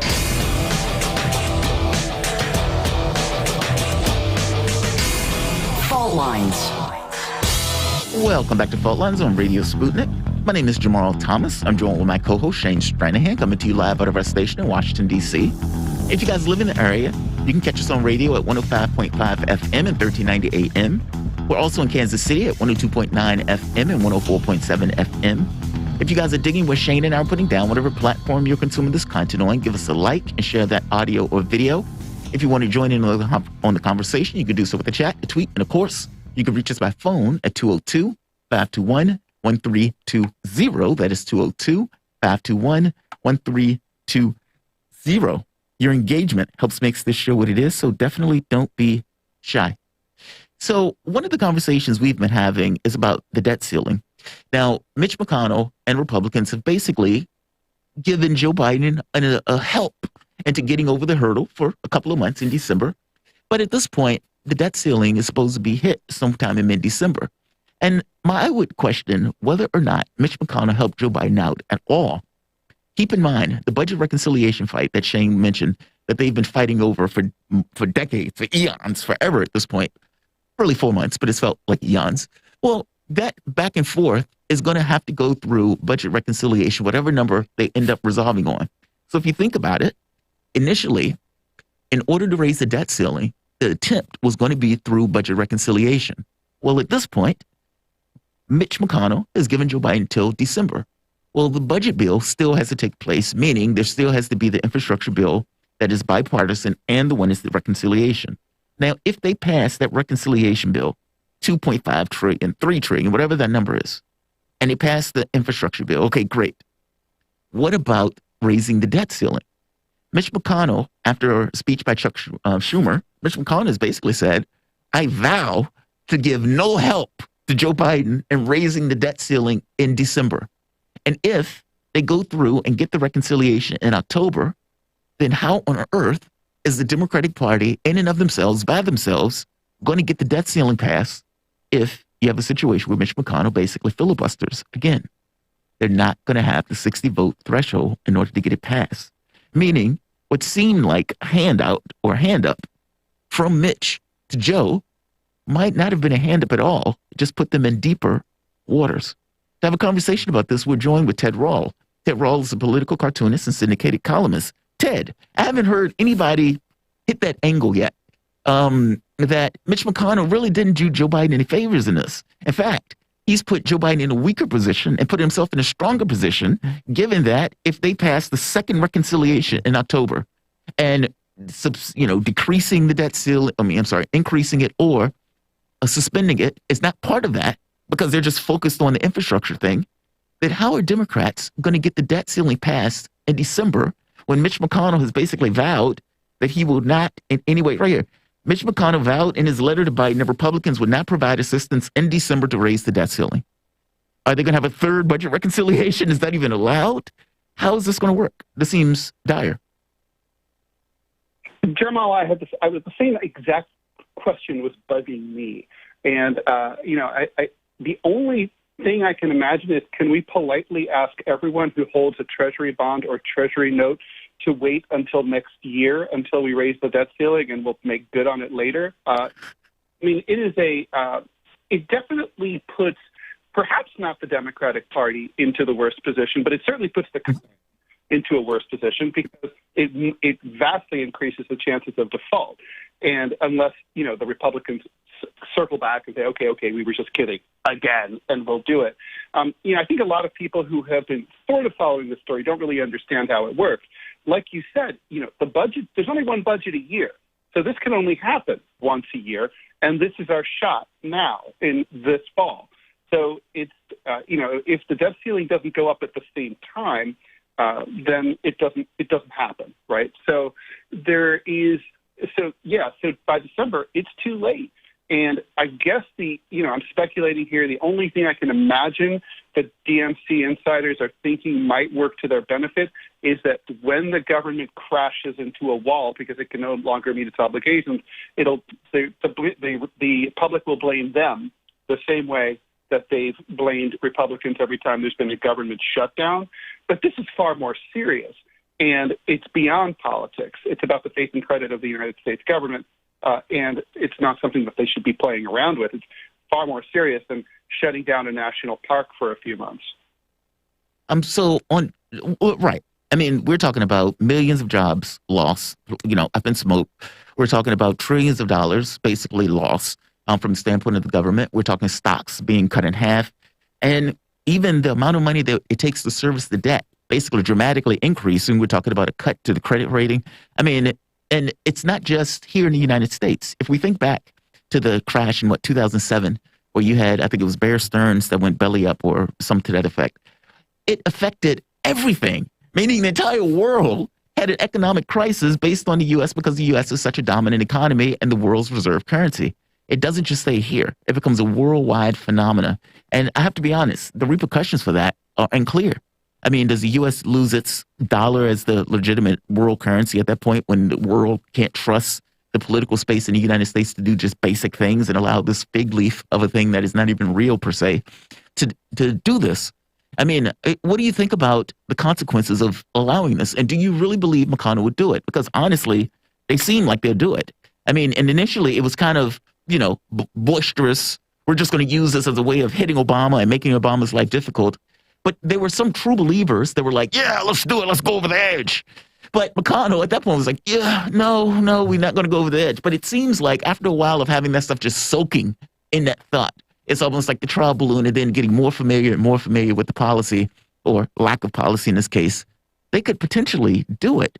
And the members of the Republican Party, I don't necessarily put it past them in doing something like this. What are your thoughts? I wouldn't put it past them either. I'm not an economist. I barely worked on Wall Street as a young man, for 4 or 5 years. But I don't think that this would. My instinct is that this would not change the value of the dollar in any way. That's a monetary issue. The dollar is still going to be worth whatever the dollar's worth, and I think people around the world know that the U.S. government is still good for whatever those pieces of black and green paper are good for. What it affects is not monetary policy. What it affects is the ability of the U.S. to get credit. And obviously the U.S. is run on credit, has been for the better part of a century, and more credit all the time. As the debt ceiling, the need to increase the debt ceiling reminds us. We're talking about $5-7 trillion, right? So we're in the hole. We've got to, and so without that access to credit, then our rating, if the rating goes down, that means the U.S. pays more interest on that credit to people who hold Treasury bonds and Treasury notes. That has a widespread impact. I remember Bill Clinton in his memoir said that he was surprised to learn that he wasn't really the president of the United States. He said, I was the president of the bond market, because he took most of his meetings on a day-to-day basis to discuss the bond ratings and interest rates on those bonds, because it was the most pressing matter that he had to deal with day after day and that every president had to deal with. So it has sweeping implications. I don't think, not on monetary policy, though. I think I disagree with you on that, Ted. I mean, the reason I say that is if the U.S. gets to the point where it couldn't pay its bills, if you think back to the last time this took place, well, they knocked down on credit rating and, again, increasing the amount of money that we pay on the loans. And so on that part, yeah, I don't disagree. But I guess my disagreement has to do with the reaction of the world under a situation like that, where the reserve currency has basically not been able to pay its debts. And it's like, if we have a situation where this spreads to other countries, where this kind of worldwide recession based on this kind of political gamesmanship that took place in the United States, I mean, that is a radical loss of credibility in regards to this kind of world reserve currency stuff. And how long does the world sit back and allow that when the U.S. is playing these political games that is causing havoc in their own countries? I guess that's where I'm thinking of this in those terms. It's a loss of credibility. And by the way, not just the first. I mean, if you think of the canary in the coal mine, you can say January 6th. You can say Afghanistan and the pullout. You could say the deal with AUKUS and the way that, they were feeling wronged by it. It's just kind of one step after the next, where Europe has already taken this tenor that maybe our foreign policy needs to be different from the United States. And maybe their tenor towards China is going to be different than the United States. In which case, all of this stuff is kind of piling up. It's not one thing in and of itself, even though it's somewhat dramatic, especially if it's going to affect negatively their own home countries based on the U.S. actions. I mean, or that's not enough. Like, you don't believe that's enough of a hurdle to get these guys to start making their heads together saying, okay, this is untenable. We can't continue with this politics as usual. I mean, look, Could this affect the value of the dollar vis-a-vis the euro and other currencies? Sure. But I don't see the bottom falling out and then becoming, as worthless as Confederate dollars or Reichsmarks in 1945. No. I don't think that. It's not that I think it's going to be the dollar loses value to such an extent. It's more so I'm thinking that the other countries around the world, in dealing with the United States not being able to deal with basics as of debt ceiling, and you have this kind of recession that is not going to be isolated to the United States.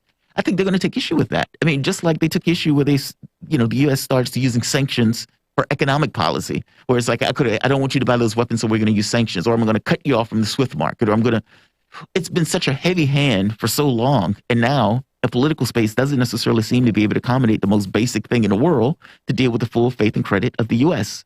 And if the U.S. no longer has full faith and credit, are they going to continue to use it as a reserve currency? That's where I'm looking at this as. It's not that the dollar is going to go to zero. It's more so the effects on other nations and how those nations respond to those effects.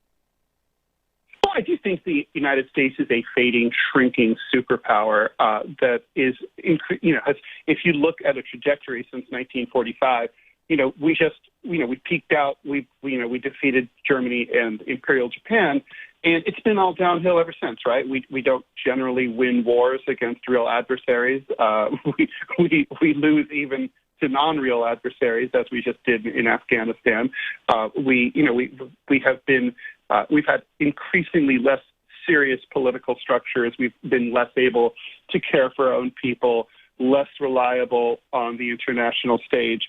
So I think I would say this looks like, to anyone with a broad sense of history, they're just going to say, okay, well, this is just another dot on that downward arrow in terms of U.S. prestige as other countries emerge and sort of fill in that gap. And, you mentioned China, and I would say, we're probably never going to be happier that there's a European Union than after a U.S. credit default would happen. It's good to have another rival big currency like that out there. I think, but I don't think it's sort of like, oh my God, we thought they were giants and now they're pygmies. I think now it's just like, oh God, here they go again after January 6th, after Trump, after, multiple impeachments, Clinton and Trump twice. I mean, this is a country that just doesn't seem to be able to get its act together, and it's getting worse and worse. Absolutely. I mean, the downward trend that you're describing, that seems like everybody who's grown up is growing up inside of that here in the States. And it's pervaded the culture so deeply that I don't know, the sense of pessimism, the very light despair, the detachedness. I'm chuckling about it, and it's weird because it's almost, I don't know, it feels almost ironic to be talking about it. I don't know if it's true. It's like water that you're swimming in. But there's something about being in a civilization, or at least in a state, in a country that is in decline, that it affects you on a pretty deep level, which is admittedly not where you were going. You were talking about the debt ceiling, and again, monetary back and forth about whether other countries are going to choose, how they're going to choose to relate to us, how they're going to choose to transact with us, whether they're going to give us more money. If they don't, and the United States pulls out of those international relationships, what that's going to look like. This is all stuff that's waiting in the wings. But there's also, I'm feeling maybe a little bit too philosophical, but Angelo Codevilla is this writer, kind of like a neocon professor of international relations writer who died recently. I don't know if he's a neocon actually exactly, because I remember I read a book of his. He died less than a month ago. I read a book of his a while back. He's talking about de Tocqueville and where America was supposed to go. He's a right-winger, but he's one of the more notable anti-war right-wingers who was writing about this stuff at the time. And this idea that as a country, yeah, we got into wars. We got into some screwed up stuff, colonial stuff specifically. We had all of our problems. But going full imperial seemed to be like the last thing that the founders and the framers wanted to do. Going into full on, the opposite of insular, where you're controlling all the world, that does tend to screw with the priorities of the people who are leading the country. And it gives them certain incentives. There's only so many ways we can talk about this, Ted. But I don't know if we've actually had this one with you. Any way out of that, any sort of recovery from that, something that Jamarl and I were talking about last week. I was looking around for different explanations, and I was like, what we need is a new class of leaders. We need group of people to come up, not progressives necessarily, not Democrats certainly, not Republicans, just something outside of it, some new populist movement. I'm thinking this to myself. We're talking about it a bit on the air. I still kind of like the idea, but that's literally the only kind of thing, and I'm even mocking myself while I'm saying it, that's the only kind of thing that I can see actually making some fundamental difference in the decline that you're describing. Ted, what's your take on that? What do you think would actually work? I'm open to taking the slings and arrows if you got them, if you don't think that specific idea works. What do you think would work?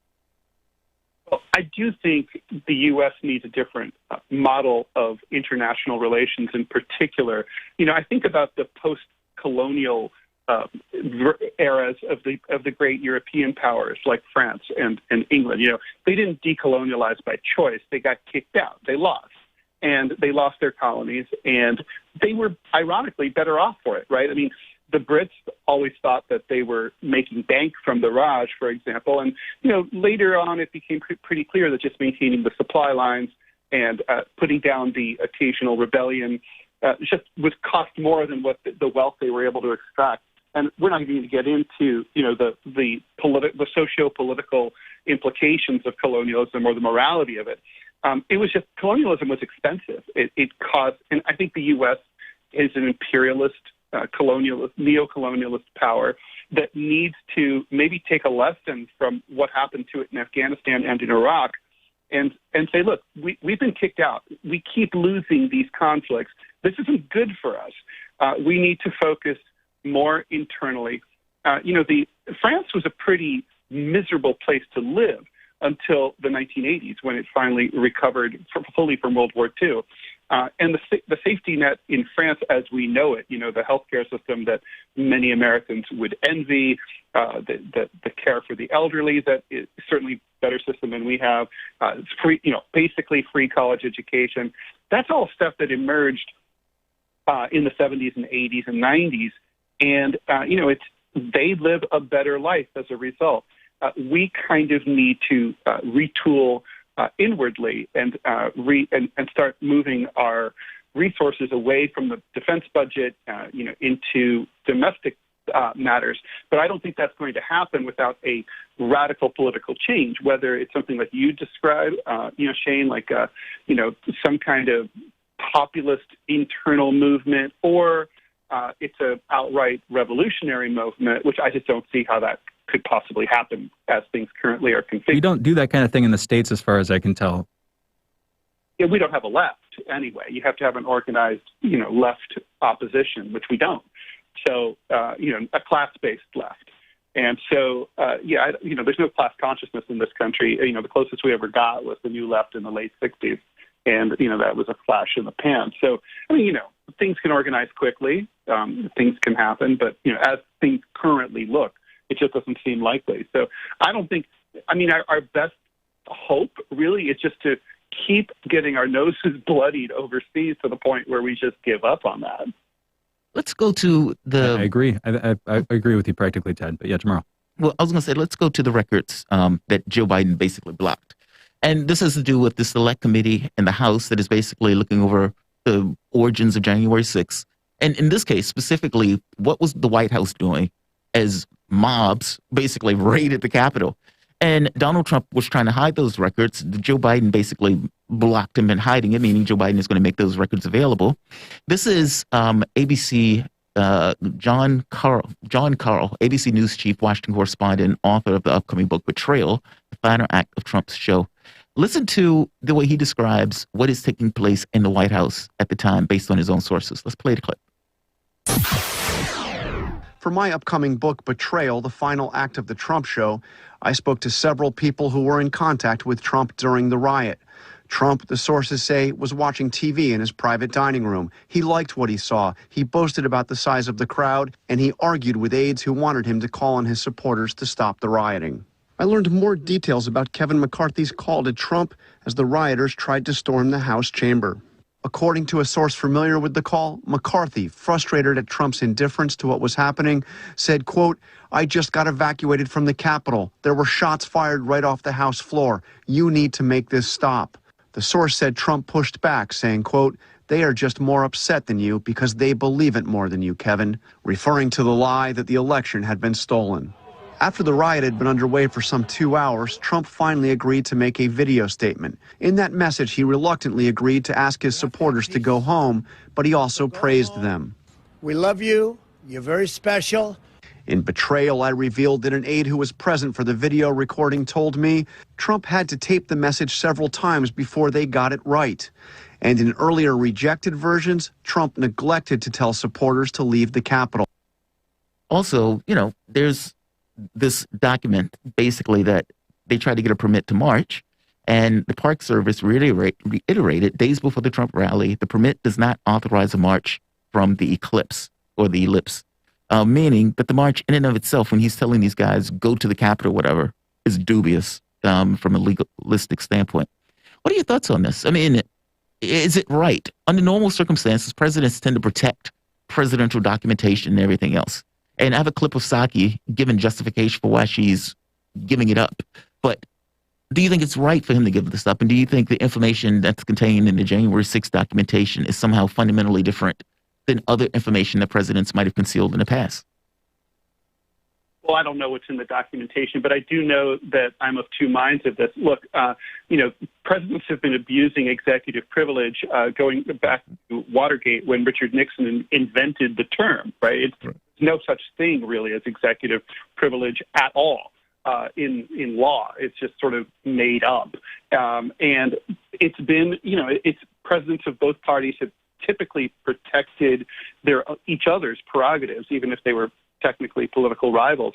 And it strikes me as, look, this is political, but, obviously, look, it's the president. It's political.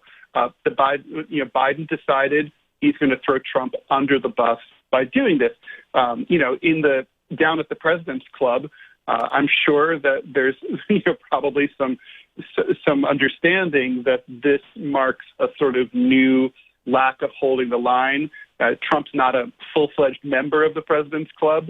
He's not liked, so it's okay to do that. But from the point of view of those in power, it's this is going to have consequences down the line.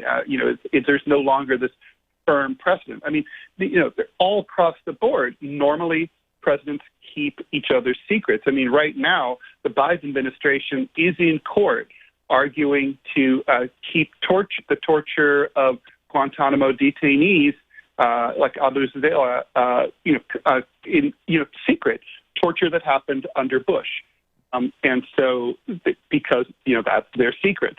I personally don't think there's any such thing as executive privilege. I don't think the federal, I think we pay for those records. We pay for things for all of these documents to be created at the time, and I think the public has a right to a lot more transparency than we have, unless we're talking about national secrets, and we're not talking about national security here. So I'm always in favor of more publicity, more openness, more transparency, but you can't help but look at this and say, okay, it's very self-serving. Yes. Well, and the idea of the club that Trump is, has half a foot or half a pinky toe or something in the door into that club, but he's definitely not a member. They keep trying to shut the door and push him out, and his toe is hurt at this point. It's definitely well past bruised, but he's clinging on to it. Isn't this going to come to aren't they going to use this repeatedly? Isn't this going to be sort of like, selective justice, selective prosecution, selective privacy on the part of whoever's in the Oval Office, a couple of years later? We have, of course, three main branches in the United States. You got the legislative, the judiciary, the executive, and the legislative is pretty dysfunctional. The judiciary is okay, but overworked. The executive is a completely mixed bag. And on the one hand, it seems it's gotten weaker. In other ways, it's gotten stronger. Everything's being done by executive fiat. I remember back in Trump and early Biden, remember all the executive orders, of course, but yet, executive privilege, that is one of the privileges there. If any incoming president who the establishment doesn't fancy, or at least doesn't fancy when it serves them, on whatever individual issue, if they can reveal what that president's saying in ways that, disprivilege that person, whatever, isn't that a kind of selective justice, and isn't this a precedent that they're setting that they will apply then in the future whenever a president steps out of line? And I'm talking about them as the establishment, the deep state, whatever term you want to use. Ted, what's your take? Yeah, well, I mean, look, justice is always selective, right? If you've ever been pulled over for speeding and then seen someone zoom by while you were getting your ticket who was going much faster than you were, and yes, this is obviously selective justice, and it's transparent. Everybody can see it. Yeah, no question about it. And I don't think it's really a good look from whatever sort of sense of lèse majesté there is within those circles. Yet another dot, right, Ted? Yeah. But I think from out here, look, I think it's going to be really interesting to see what's in those documents. To elaborate on what I said earlier, I mean, I really think we should have a lot more transparency. I think cabinet meetings should be live streamed. I don't think lobbyists should be allowed to meet in private with government officials. That stuff should all be public. So, I mean, let's see it. It's going to be interesting, but it's, you do have to take note of the fact that these rules only seem to apply to Donald J. Trump. Yeah. I think I slightly disagree with you guys on this one. I mean, well, maybe not. Let's get into it for a bit. You've had a president that basically wanted to stay in office despite losing a race. And that president tried to push Pence. He tried to push members of, other governments, let's say in states and whatnot, to basically betray their oath of office in order to either lie, to find votes from places, talking about Georgia or Raffensperger, or in Pence's case, to do something that Pence has no political authority to do, but would have created all sorts of chaos if he would have gone through it. And Trump's highest aspiration in that moment was basically to take America. Now, the mob itself was almost a bug in this. It wasn't necessarily a feature. Even though he told these guys to march, even though he told these guys that, look, at the point where, the president is illegitimate, anything is allowed, which basically is giving them this impression that Joe Biden is not the real president. So if anything that you do in order to keep me in that office is legit. Well, I don't think those people thought they were going to be able to get into the Capitol. And even from the FBI reports on it, it didn't necessarily seem that there was an organized method of going into the Capitol. And so you have these kind of things that are working in tandem where it's a stop the steal rally. Trump is getting his rocks off looking at the number of people that is basically raiding the Capitol. His own people are saying, dude, you got to do something about that. And he goes out and tells them that they're nice people. And if I'm not mistaken, they started banning that video because it basically egged the people on. The president of the United States basically said that, the ghost of Hugo Chavez was involved in changing the election stuff with the CIA in order to basically keep him or con him out of an election. He had no evidence for this. He went in court after court, was killed court after court, and yet he continued to hit that hot rail issue in American politics that basically cuts the legitimacy of the next person in office in a similar way as Democrats basically did him. The only thing that gives a person their political, let's say, limelight, that this person was chosen, is the legitimacy of the vote. And that's part and parcel to the reason why the concession speech was such an important facet of American politics. It says, okay, this guy won. You may hate the guy. I know I said really bad things about him, but at the end of the day, this is our president. Let's hope he does well. Well, Trump completely blew that out the water and basically has millions of people, I think it's like 40 million people basically saying they don't believe Joe Biden is the legitimate president. And so when you're looking at January 6th, this kind of flashpoint in all of this, I do think there's some legitimacy to, regardless of what party it was in, to get to the bottom of, well, what was the president doing at the time where this was taking place? Did the president do anything to stop it? Was the president egging this on? Was he, enjoying the crowds because of his bitterness at losing the race? I think those records are legit. And I think that goes a little bit beyond politics, even though I completely accept that this is politically advantageous for Biden. I think both of you are probably going to disagree with that. What are your thoughts, Ted? Yeah, Jamarl, I don't disagree with a word you just said. I mean, everything that you said is spot on. What Trump did was outrageous, and certainly there's a massive public interest in knowing exactly what although I think we kind of do know what he was up to. But, we do, I was a history major. I want to know what he was up to exactly, what he said, what he did. I mean, look, there's no denying the fact that for hours he was silent and did not go on television or on the internet to say anything. And that tells you everything you need to know about where his heart was in this matter. But I also think, and so I think it's perfectly legitimate. I think what he did was unique. I also think that the release was, the Biden administration's decision was political. I think they made a political decision that should be made more, apolitically in the future. There should always be a bias toward transparency. But just think about the irony just for a moment. Here's a president who doesn't even give press conferences. We don't even, we speculate as to whether he's even all there, if the elevator goes to the top floor mentally.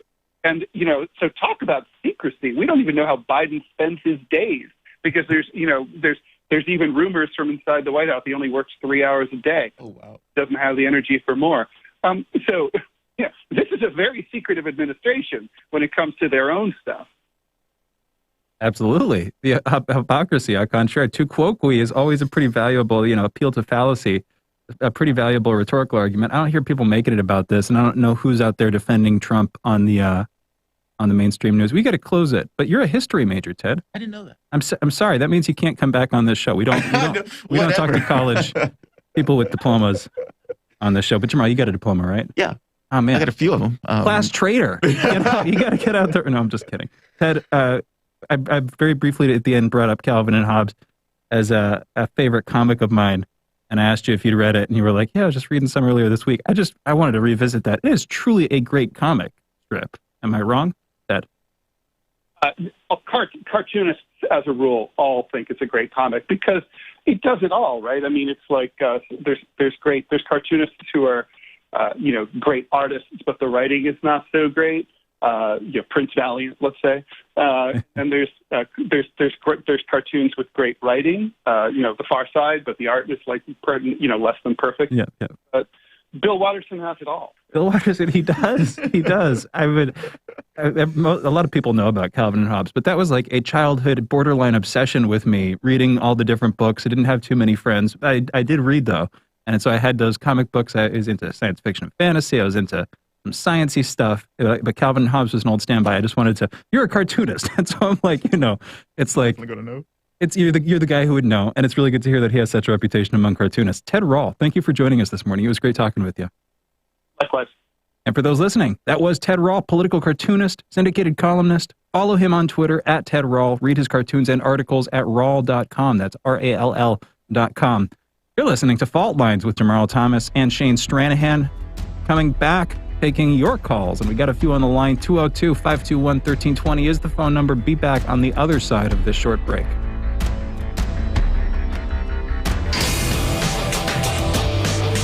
Fault Lines. We are above all the latest developments, and we don't take any sides. Radio Sputnik, telling the untold. I'm political analyst Garland Nixon. And I'm political scientist, author, and nationally syndicated columnist Dr. Wilmer Leon. We're the co-hosts for The Critical Hour, airing Monday through Friday from 6 to 8 p.m. Eastern Time here on Radio Sputnik in Washington, D.C. We close out your day with a thorough and hard-hitting analysis of the day's top stories where we bring in brilliant scholars, authors, and investigative journalists from around the world. And on Fridays, it's panel time when we do a roundup of the week's most important issues. Join us to keep up with the world's top stories. Enjoy an in-depth analysis. And have a little fun along the way. Listen to our show. The Critical Hour, Monday through Fridays on Radio Sputnik.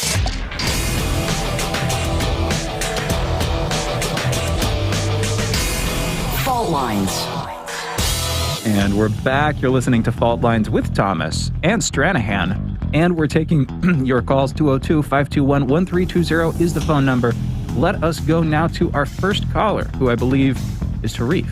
Calling in from New Orleans, from NOLA. Tarif, you're on the line. What's on your mind this morning? Or are you? Tarif. On science free terms. Wait, you cut out for the first second. I heard Assange Donziger start. Go ahead, Tarif. Sorry. Go for it, man. Hands off. All right. And hands off here. I have two comments if I can get through them, but they're both important. The first one is dealing with me. I was dealing with this doctor agency, that I had no problems with in the beginning of the year and also last year, but now I'm having problems with. I had a doctor told me that they called in my prescription like 3 weeks ago, and when I called the pharmacy, they said they didn't have it. So I said, man, something's going on. So I tried to order some medication from them on their website, and they have yet to be shipped out when I ordered it last week. So something's going on. So hopefully when I testify in front of Congress about microEDB contaminated water, I'm going to bring up all these strange anomalies that's happening around me. Okay. I also just know that things are slowed down. It sounds a bit paranoid, I'm going to be honest, Reef. Things that, like just deliveries in general. Now, granted, there could be something going on, but deliveries in general across the country are slowed down like crazy right now. Yeah, but not twice, though, Shane. What do you think is taking place? Second time is dealing with China. Wait, real quick. What do you think is taking place? Maybe they're being severed. I think this group, the doctor association I was dealing with, I think they're being sabotaged within because they do good work, but it could be something else. But the only way you can find out is have a proper investigation. Because I don't want to throw no accusations against anyone. You see what I'm saying? All right. But anyway, let me get to my second one. China is not playing. I watched these little things on YouTube about, China, and I came to a conclusion that this is what China is going to do with Taiwan. It's not going to be a full-scale invasion. They're going to harass the hell out of Taiwan. That's what they're going to do, in my opinion. They're going to send like an aircraft or a boat into the Taiwanese water or airspace. They're going to hope Taiwan shoot down the aircraft. Once they do, then everything's on the table. Then that's when you're going to see Taiwan Navy ships being, 1 or 2 being sunk, or a submarine might go underwater but not come back up. You might see like power plants might be exploding, or the electrical system being messed with. Anything dealing with the infrastructure. And what that's going to do is going to start driving tourists and expats out of that country, right? Because people are going to be afraid. And that's going to put stress on the Taiwanese economy over time, where they're going to force them to go to the table. All right? China is going to pick where and when they're going to hit Taiwan. Taiwan can't do that to China, but China can do it to Taiwan. They're going to force Taiwan's hand. I think that's what they're going to do. That's my opinion for today. I can't say I'm entirely disagree with you. I mean, there's no impetus for China to basically attack Taiwan. And as long as the situation perpetuates itself, well, it's Taiwan that gets the weaker hand in this, I would argue. If China is going to continuously get stronger, if the United States is going to have certain political and economic issues that weaken it over time, then yeah, they don't have to take a provocative action. It seems like the U.S. is the one with the incentive to start the war, to kick something off in a big way. Yeah. The U.S. is the one, which is, the presumption would be slowly losing its nuclear gap, losing its military gap in general. China's industrial capacity keeps growing at a 1.5 million people. Pretty decent rate. You said 1.5 billion, right? There's a bunch of people there, right? Yeah. I just didn't make that completely, but yeah. So the U.S. is the one with the incentive to start the war sooner. U.S. has the incentive to push this over to do something like this because, again, as long as China sits this one out and keeps building more weapons, basically, they will get stronger. We will have less of a chance to defeat them later. Therefore, there's a window of opportunity that we were talking about with Carl Jacques pretty recently. Tarif, thank you for the call. We got another caller. We have Michael calling in from Silver Spring. Michael, what's going on? Yes, thank you for the guests. The guests are really good in general, and I really enjoy all of them. My question is about economics in general, and how is it possible that the U.S. has such a strong currency? We're like the base monetary. I don't know, whatever you call it. We're strong when we owe China all this money. I mean, typically, if someone owes you money, you're in debt to them. You can't really know. We've got to close it out. Michael, I'm sorry. I do not fully understand the question. Feel free to call back in later. You guys are listening to Fault Lines with Thomas and Stranahan, going into our break. Coming back in a minute with headlines and the last hour of this morning show. Be right back.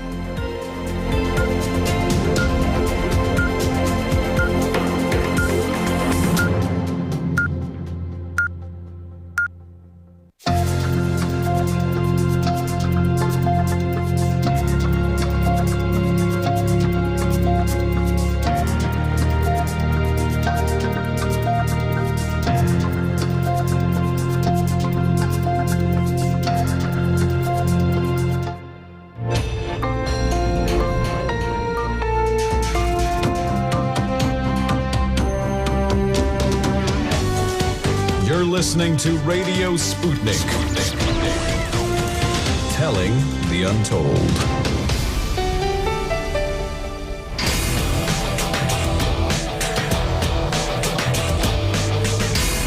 Fault lines. Live from across the divided states of America, it's time now for another hour, our last this morning of the most disruptive show, covering news, politics, and events from across these disunited states and the more and more divided surface of our globe. In the independent corner, I'm your political analyst, Shane Stranahan. And in the left corner, I am the indefatigable, the ever-vigilant, the last man on the wall, your political analyst, Jamarl Thomas. And together, that means you're listening to Fault Lines with Thomas and Stranahan.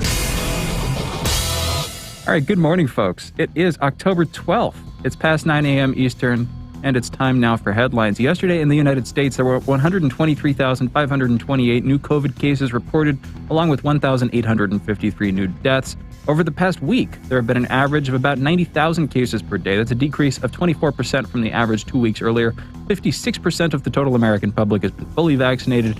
65% of residents have received at least one dose of a COVID vaccine. And as of this morning, the coronavirus has infected 44,453,000 people across the United States. It has killed 714,960 of us. Texas Governor Greg Abbott issued an executive order on Monday prohibiting COVID-19 vaccine mandates by quote-unquote any entity. Under this order, employees and employers can object to the vaccines for quote any reason of personal conscience end quote and be exempt from the mandate. The order also details a previous infection with COVID-19 as a reason to refuse the vaccine. About this move, Governor Abbott stated, quote, the COVID-19 vaccine is safe, effective, and our best defense against the virus, but should remain voluntary and never forced, end quote. What's your brief thought on that, Jamarl? I don't think we've talked about that yet this morning. The Governor Greg Abbott declaring that vaccines cannot be mandated in the state of Texas. And that if you've gotten infected with COVID, you don't have to worry about getting another one. You don't need to worry about getting a vaccine. Just as a flat fact, I mean, some of the research that was coming out was saying that the inherent immunity that a person gets after they get the virus doesn't necessarily cover them from everything. And we've even had Dr. Gene Ollinger here, who kind of make the point of like, depending upon the severity of the infection, well, that person may not have an infection of sufficient strength that actually gives them an immunity. And he kind of gave the anecdotal evidence of his friend who basically had COVID at one point and then basically died from COVID a few months later. Getting the vaccine is a protective thing, even for people who've had the virus itself. So that's that point. I guess the key point is the mandate. I mean, that's where the rubber meets the road. Look, my feelings haven't changed on this. I'm 52-48 on the mandate stuff. Your opinions have changed. You were 51-49. Now you're 52-48. They're 51-49. They're winning you over. Fair enough. 51-49. I am against them forcing kids to get vaccinations. Like in California, I think that jumps the shark. I mean, I think it's unnecessary. You're going to have the majority of the people who got those vaccines as adults be perfectly willing to give their kids. You don't have to basically mandate it and put a fist on them to do it.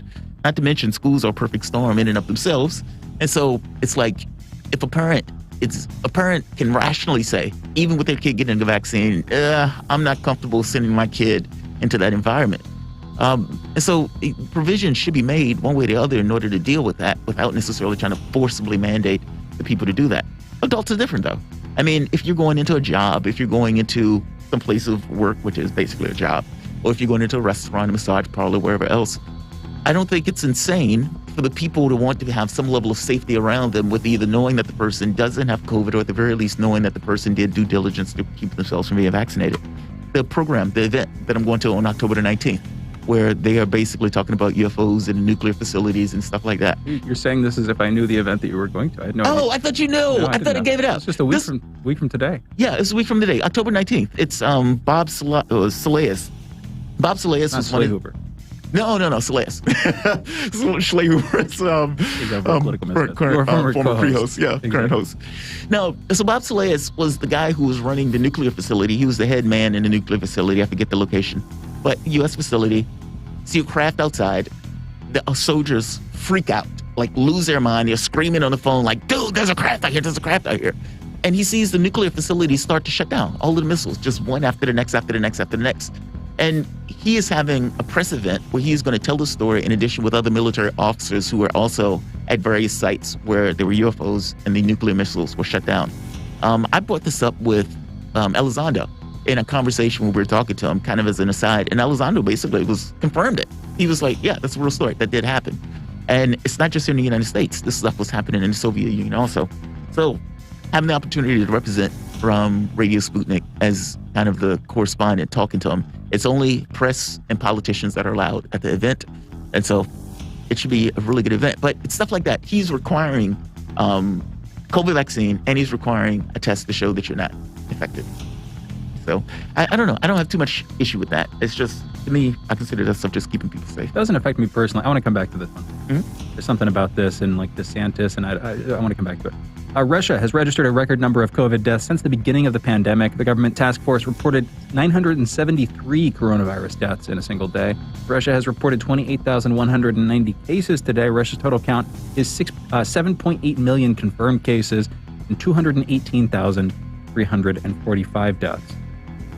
In national news, President Biden signed a new government program into law on Friday that will compensate CIA officers, diplomats, and other federal officials who have suffered traumatic neurological injury from an assailant not yet known. That assailant would be under the program signed in as the Havana Act, referring to the phenomenon known as Havana syndrome. That's the assailant. The Havana syndrome. I feel like this headline isn't enough. Havana syndrome is the name of a sort of either undiagnosed or undisclosed set of symptoms associated with we don't know what, that we think that this I don't even know which agencies have come out and said this kind of thing, because so much of it is just reported in the media. I don't know what I have to go back and actually look at what accusations specifically have been made here by which government entities. But basically the idea is our staff at our embassies in different countries around the world are suffering these weird symptoms like ringing in their ears and headaches and disorientation, confusion, that kind of thing. And we think it might be because they're getting attacked by somebody. Yeah, that's what the U.S. is saying. That's what the U.S. is saying. Under attack. Yeah, but it's bizarre, and nobody knows exactly how that would work. And like I was saying earlier on in the show, there was a BuzzFeed thing where they had basically through like a FOIA request, a Freedom of Information Act request, they gotten access to this document from a year plus back. No, that wasn't the document it was from. They released it just a couple weeks ago, basically showing that inside the government, they thought the idea that this was like an EMF weapon was crazy. They thought it was crickets. Yeah. And that, I didn't make this point strongly enough earlier. That struck me as really hilarious when I was reading this. Because literally, it's not anything, it's crickets. What's hurting them is crickets.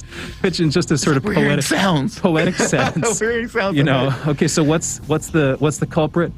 Crickets. Yeah. You know what I mean? I don't know. Driving them crazy like a Hitchcock movie. Exactly, like a Hitchcock movie. And because I don't want to explain the joke, but there's another side of it too. Anyway, it's just bizarre. And now the government has a program that Biden signed into law on Friday, compensating CIA officers, diplomats, and other federal officials apparently for hearing crickets. That burns me, man. That burns me so much. I don't know what the hell this one is, Jamarl. I mean, they just did this as a zip in like bam, money from heaven. For something. It's like, okay, what's causing it?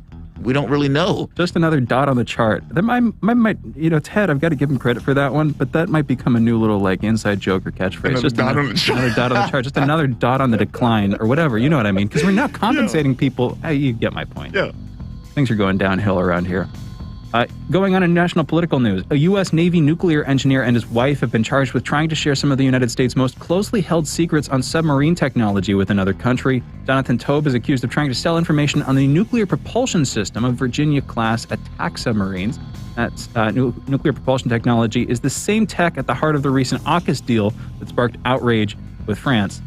The Biden administration urged the courts last night to suspend the new Texas abortion ban. This latest attempt comes 3 days after the 5th U.S. Circuit Court of Appeals reinstated the ban, 2 days after a suspension by the lower courts. John Gruden stepped down Monday as the coach of the Las Vegas Raiders football team, hours after the New York Times detailed emails in which he had made homophobic and misogynistic remarks. Follows an earlier report of racist statements about a union leader. And I think it was the Wall Street Journal that originally had actually leaked these emails. They were going over them, and I was trying to figure out just briefly this morning, like, where did they get these? You know, because just the timing is interesting. But then you read some of the contents of the emails, and sure enough, yes, it is quite homophobic. Yeah. It is quite racist. It is quite brutal. Bigoted in multiple ways. I get why with this stuff coming out, they would want to get rid of him.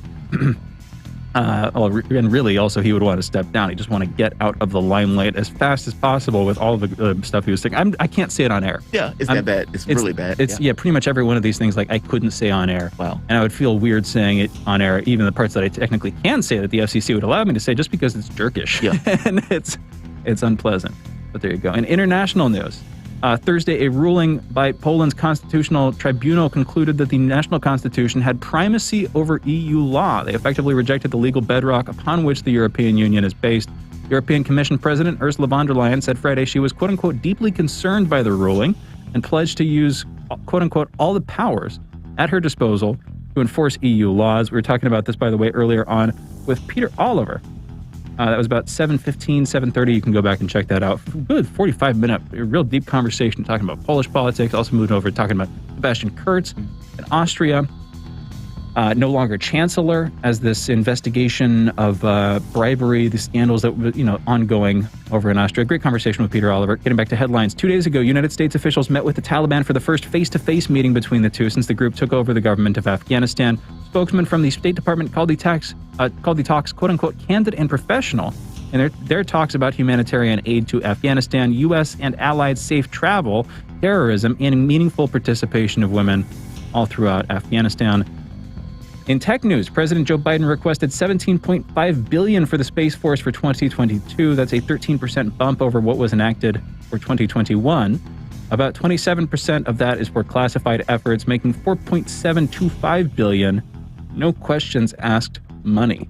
That's a bunch of money for them to throw around there. I wonder what they could do with $4.725 billion. A lot of money. That's Space Force.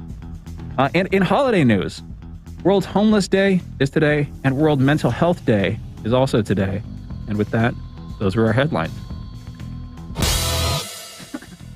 Thanks, Andre. And this also, we talked earlier about like the homeless problem. I don't even know if there are those phrases that you don't like. Yeah. There's another phrase that I don't like is the X problem, like the X problem, the homeless problem, or the cat problem. I've got, Yeah. What's the cat problem? It's just one that I'm trying to. Oh, like stray cats? No. I have a problem with the cat that I don't have. I still Mark Frost hasn't sent me. Switch. Yeah. No, I'm just kidding. But that phrase. But when we were talking about the homeless problem earlier this morning, World Homeless Day and World Mental Health Day, I wonder if it's a coincidence that those two coincide, that those two land on the same day. Because if you look at the homeless problem, a lot of the people with homeless problems have mental health problems too. That's like a huge driver. And that's part of what adds like this weird uncanny valley. I'm being blunt about this stuff. Yes, we should try to undo homelessness. But also there's something super interesting about the psychology of being a non-homeless person interacting with a homeless person. Yeah.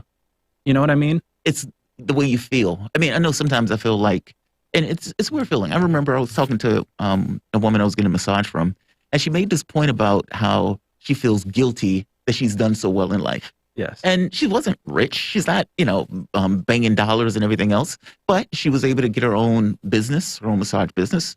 She was able to have her girlfriend work with her at that company or at that business. And she felt like her life was basically, for the most part, intact.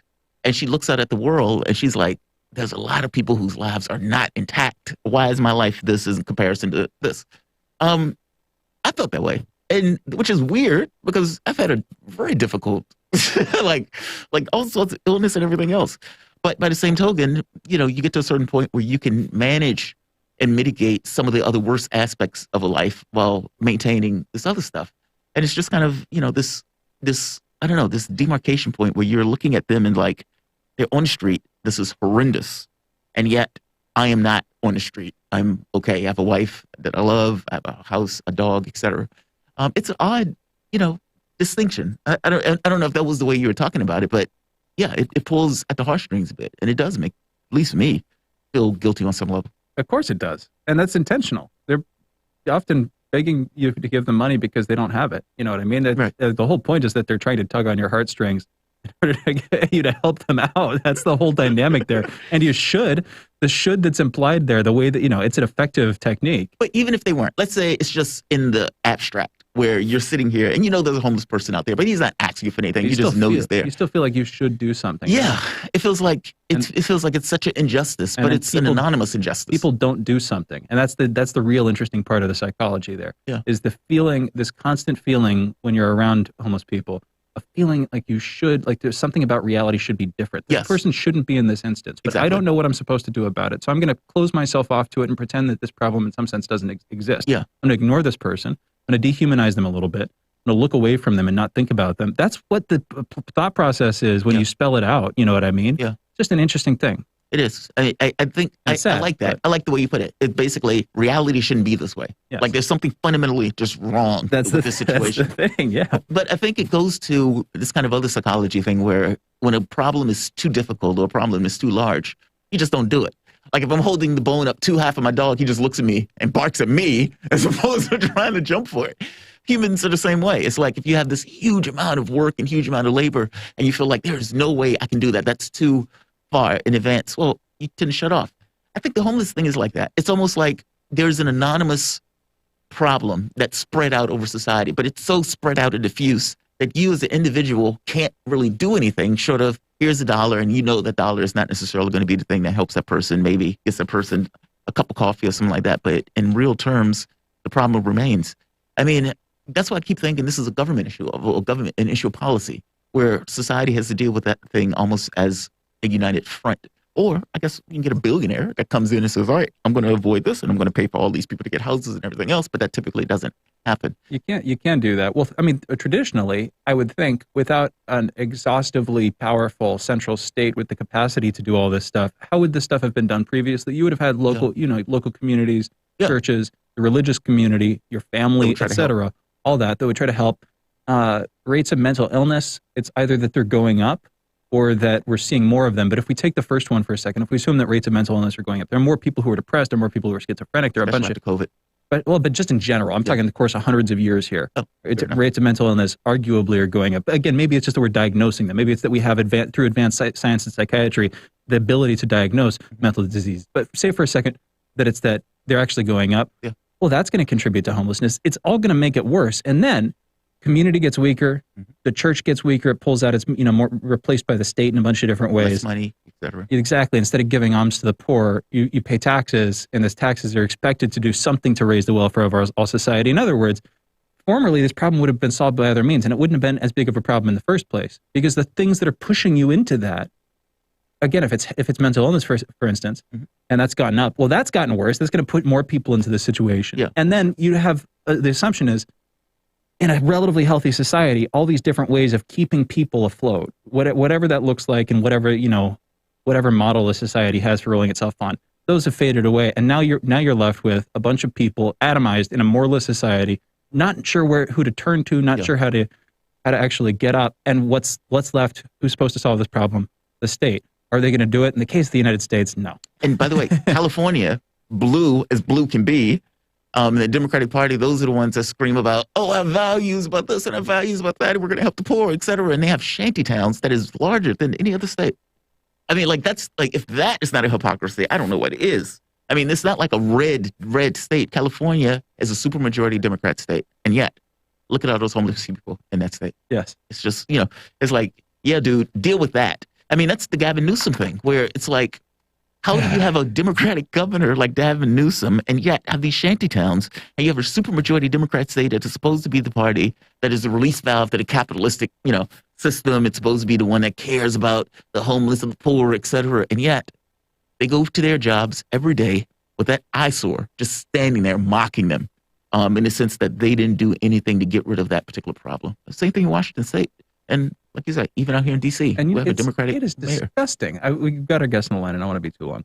But you're talking about California. I've lived in the Bay Area a couple times before. I moved out there last year very briefly. You were there for a while. For a month or so. But I've lived in Berkeley, too, for a while before. Haven't lived in San Francisco proper, but I've, been there a number of times, of course, living right across the water. What is it like? Describe it for people who haven't necessarily seen it. I mean, there are YouTube videos of it, but what is it? City. San Francisco is super interesting and cultural. I was talking about this with my dad not too long ago, actually. If you think about mid 20th century, there's this dynamic, the Beat generation. You think about the Beats. Yeah. They had San Francisco and New York City, and there were a couple other highlights in there. You can throw in Los Angeles, Chicago. There are major cities, but in terms of the cultural dynamic of the Beats, which if you think about the Beats, those were that was the seminal thing that led to the hippies. And I would argue the hippies and the boomer generation, a lot of that's in the mindset of the ruling class today. So I'm saying sociologically, if you want to understand the mindset, the ideas that are interacting, going back to that period of time and looking at what was going on in those cities is a good way to get at that. San Francisco is a super interesting city, but here's what I'll focus on. Beautiful city in a lot of ways, bunch of cultural stuff going all over the place. Things have gotten crazy there, but here's the super relevant thing. Obviously Silicon Valley, huge, the mainstay of business and investment opportunity right now. If you got too much cash burning a hole in your investment account, where do you park it but a Silicon Valley company? There's a lot of money floating around there. At the same time, as you talk to tech workers about it, you walk the streets of San Francisco, almost people are everywhere. There's feces on the streets, a sink for the world's wealth. So much of the world's wealth and so much of the world's filth, these undiagnosed symptoms of the ongoing American malaise that nobody knows how to solve, all of it in that same city. It's super interesting. Wow. Is my point. And it's sad too, super sad and disgusting, but interesting nonetheless. Let's close this out.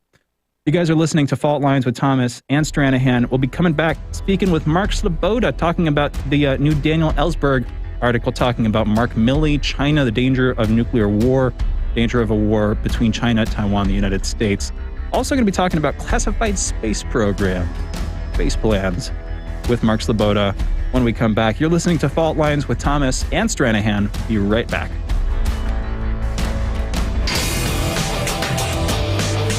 Fault Lines. 24 hours a day, 7 days a week. We give you the most essential information out there. Radio Sputnik, telling the untold. Feeling kind of blue, but maybe also kind of red, and kind of purple, and kind of alone? You've got a friend on Radio Sputnik. Tune into Political Misfits from 12 to 2 Eastern Time, Monday through Friday, for news, politics, and culture without the two-party bias. Catch us daily on 105.5 in Washington, D.C., or 102.9 or 104.7 in Kansas City. Or find us on Twitter, Facebook, YouTube, Spotify, or wherever you get your news.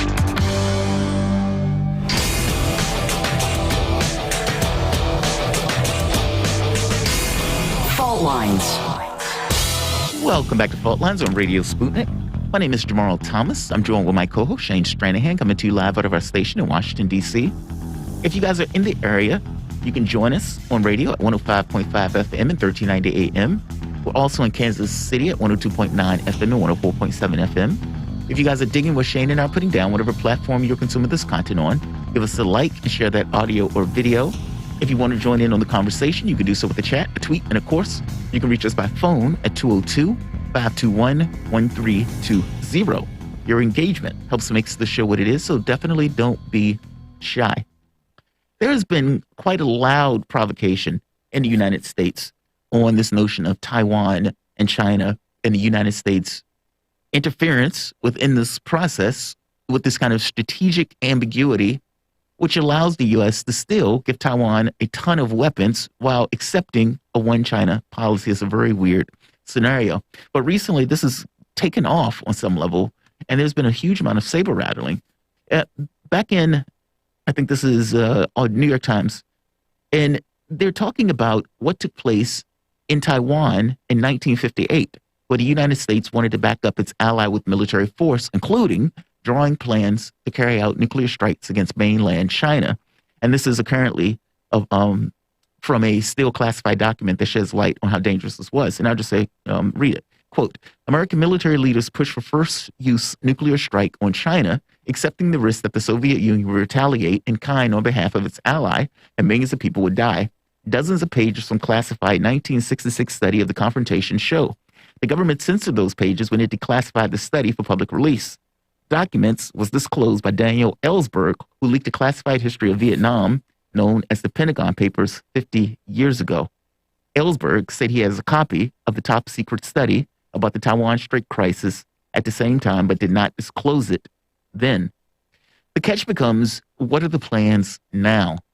And if there's going to be an issue in the South China Sea again, this is basically the United States taking issue with China dealing with its own territory and making deals like AUKUS or whatever in order to try to mitigate China's growth.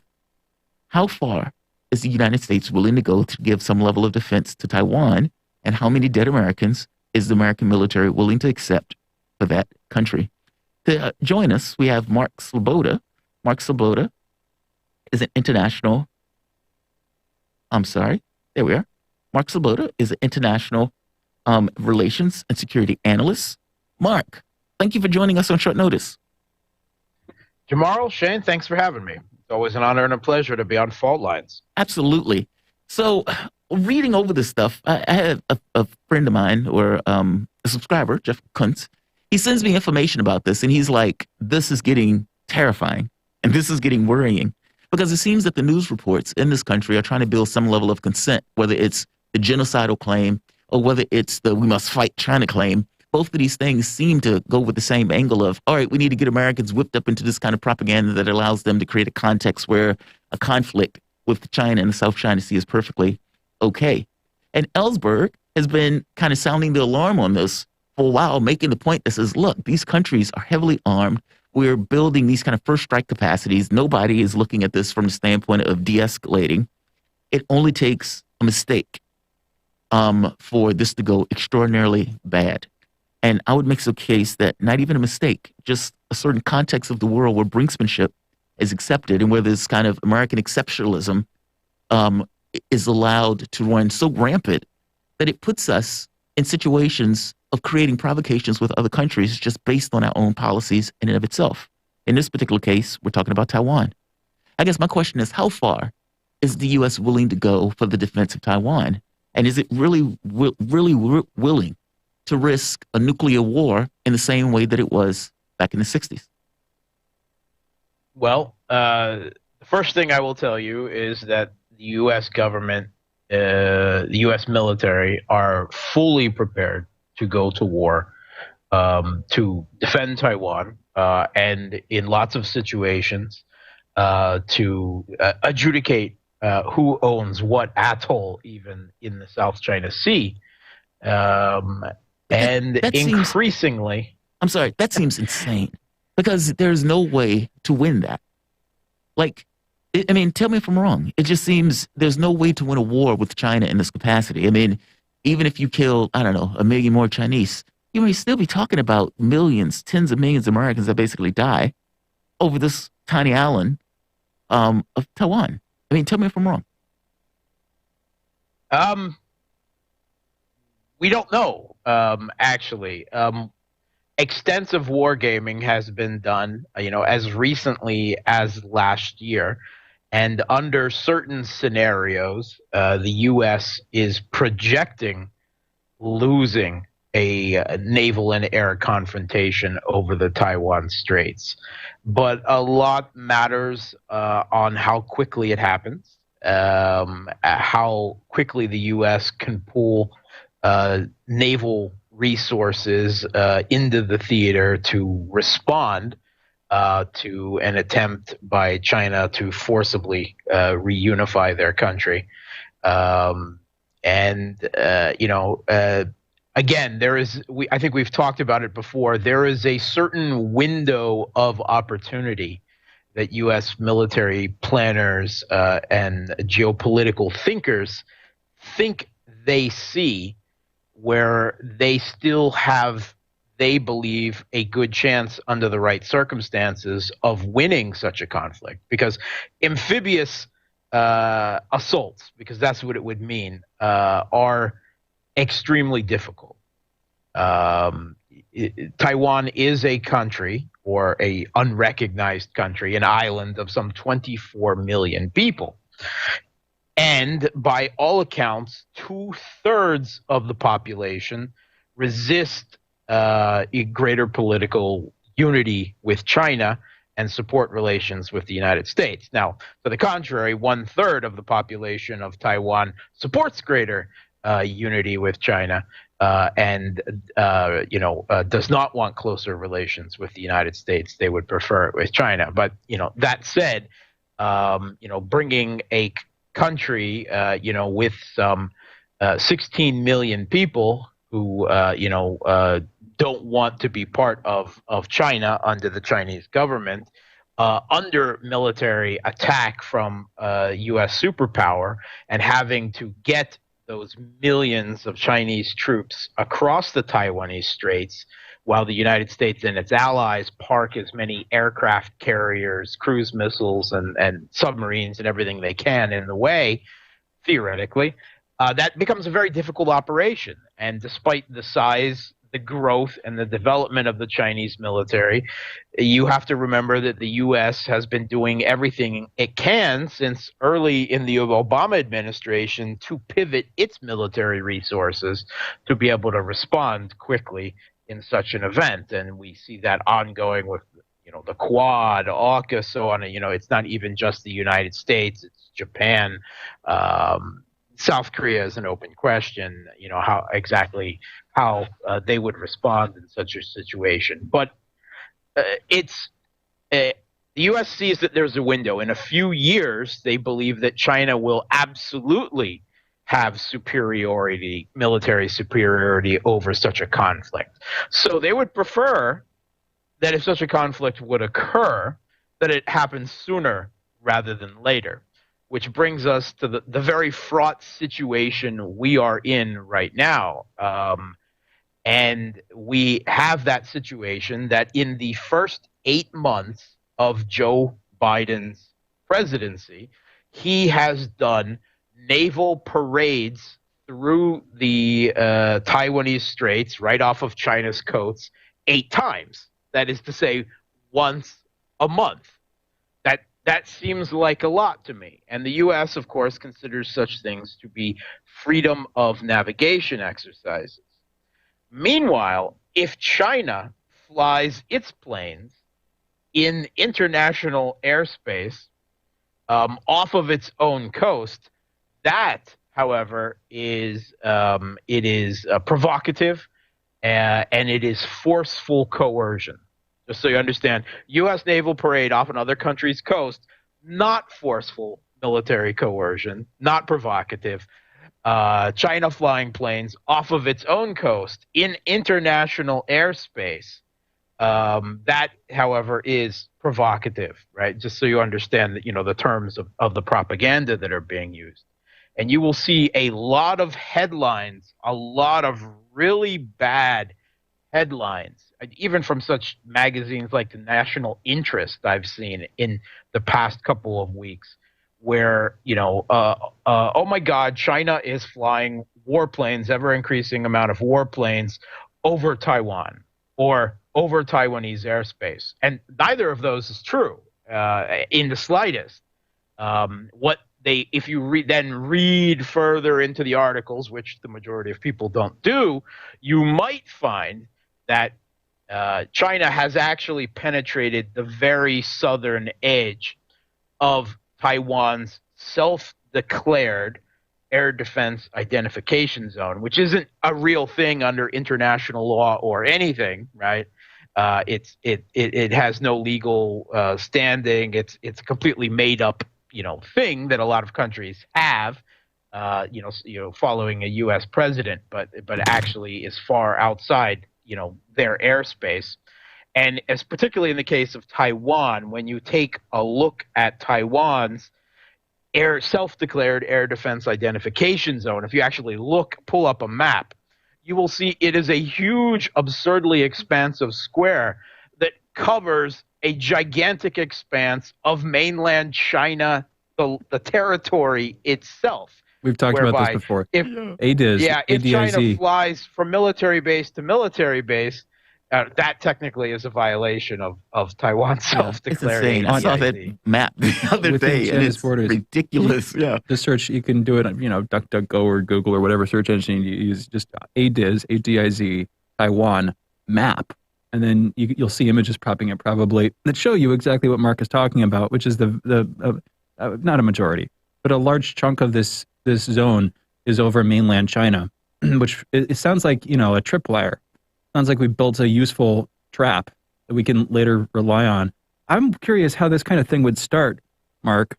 How, as a lot of people are, how a World War III or another war, a big war between the U.S. and China, which is what it would be. And like you're saying, there's a window of time here within which the United States is just like helplessly, institutionally bound to push for that war. It seems.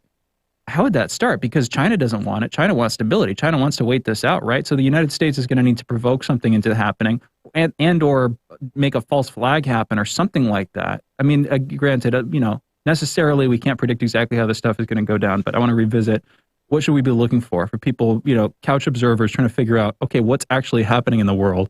What should they be watching out for to know, okay, this is getting worse. This is the one. This is what's going to spark it. What would you recommend, Mark? Okay, well, the first thing that you always have to consider is a military accident. Remember, China and the U.S. both have very large militaries, navies, air forces, so on, in a very tight amount of space where they are basically, measuring their sexual organs against each other. And in that situation, there is always the possibility, as has happened in history, of accidents happening and spiraling out of control. A Chinese and American plane collide midair. What happens? We've seen that happen before. It's not unusual scenarios, and it all depends on how it goes down. Another scenario is the United States formally gives up on their decades-long one China policy and recognizes the independence of Taiwan, which, if you'll be paying attention, the U.S. has been dropping lots of trial balloons about exactly that, within the last year, the last 2 years. 3 were to be if China discovered that the U.S. once again had troops on Taiwan. Oh, we did just find that the U.S. actually has military troops on Taiwan. That is one of the red lines of China, which is probably explaining, for those paying attention, the recent crisis, the recent discovery that the U.S. has had Marines and special forces on Taiwan for over a year now, something that China has always declared, in the last few decades, to be a red line. That is something that could provoke military action. And you see that all of these things are being done. That there is, a great deal of emphasis going on. Now, to the contrary, from the U.S. side, if China launched an amphibious assault on Taiwan, or perhaps even just a military conflict off the coast of Taiwan, then that is another situation. There's some gray areas. There's actually a number of small islands that are technically claimed by Taiwan off the coast of China, like within what would be within China's 12 nautical mile limit, but are actually claimed by Taiwan. What would happen if China occupies some of those islands, some of them even unoccupied? I don't know. I don't know if anyone knows exactly what would be, but I do know that as of this year, it is not just the U.S. government that I consider insane in such a situation. Chicago Council survey data now shows that a majority of Americans, 52%, support a range of U.S. policies, to Taiwan, including military action to defend Taiwan, which is to say, in Chinese terms, militarily support separatism of Taiwan from China. This is amazing. I mean, this gets to the whole American exceptionalism thing. I mean, it's kind of like the Brits at the time, where it was the white man's burden to hold up the world and help the people in the various countries who didn't know what they were doing, and et cetera, in order to push civilization. And you get into a headspace where you think, well, yeah, we should be doing that. We are the good guys in this situation. We are helping or benefiting or X or Y. And it's couldn't be further from the truth in regards to the amount of chaos. There's nothing exceptional about those. These things are just policy choices that are drastic. Do they honestly believe that any kind of conflict like that will not go to some level of nuclear exchange. I mean, that's the part that eludes me on this, because it's like, I get the brinksmanship if everybody was just dealing with pop guns and everything else and it's just a typical war. But we're talking about technology that has gotten to the point of knocking satellites out of the sky, of some kind of secret space weapon that the United States has and wants to disclose but hasn't necessarily done yet. For that matter, hypersonic missiles, and nuclear technologies.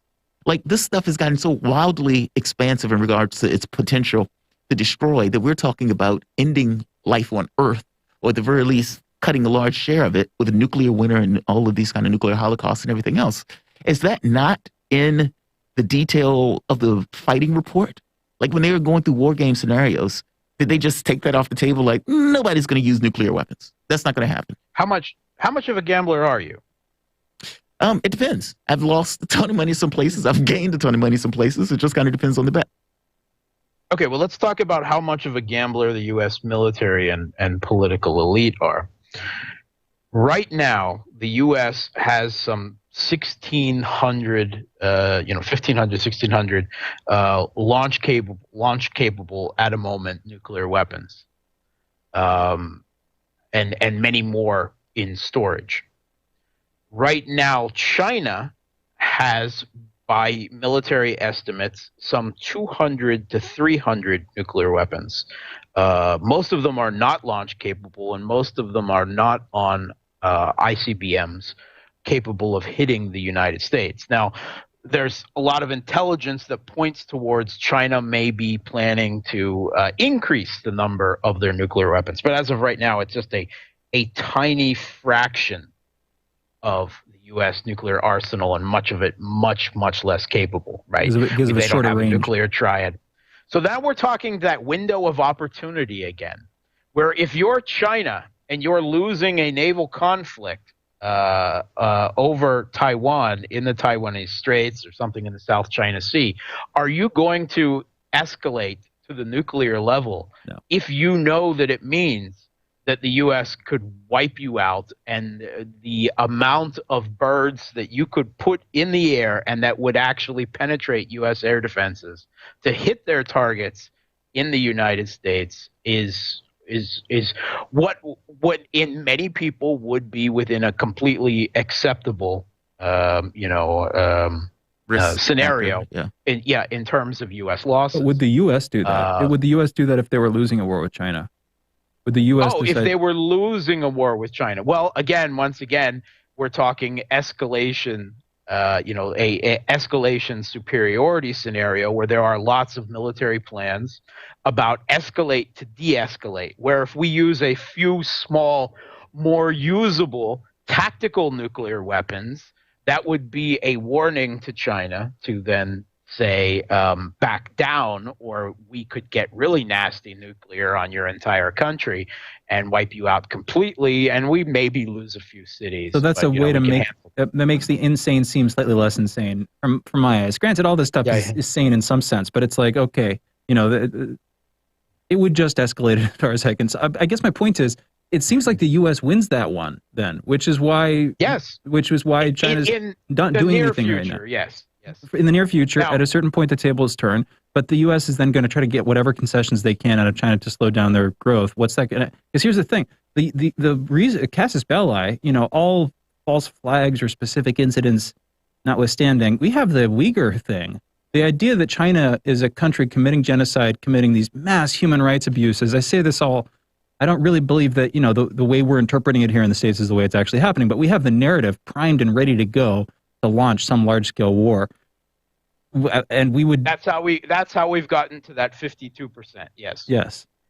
Exactly. Yes. The media has played a big part in ramping the U.S. I mean, if you see the increase in just the past 8 years in the number of Americans who have, consider China to be number one's enemy or have a very negative opinion of it, it has gone up very significantly in a light. And you say, well, what has China done to deserve that? I mean, they've taken American jobs. Well, I mean, that's been ongoing for decades now, and that has more to do with the global neoliberal capitalist financial architecture. And by the way, the it's US worked. has put the up. polling is insane. Like the polling drop in regards to the American sentiment towards China has dramatically deteriorated. Propaganda works. Yeah, the propaganda media. works. That's the media, right?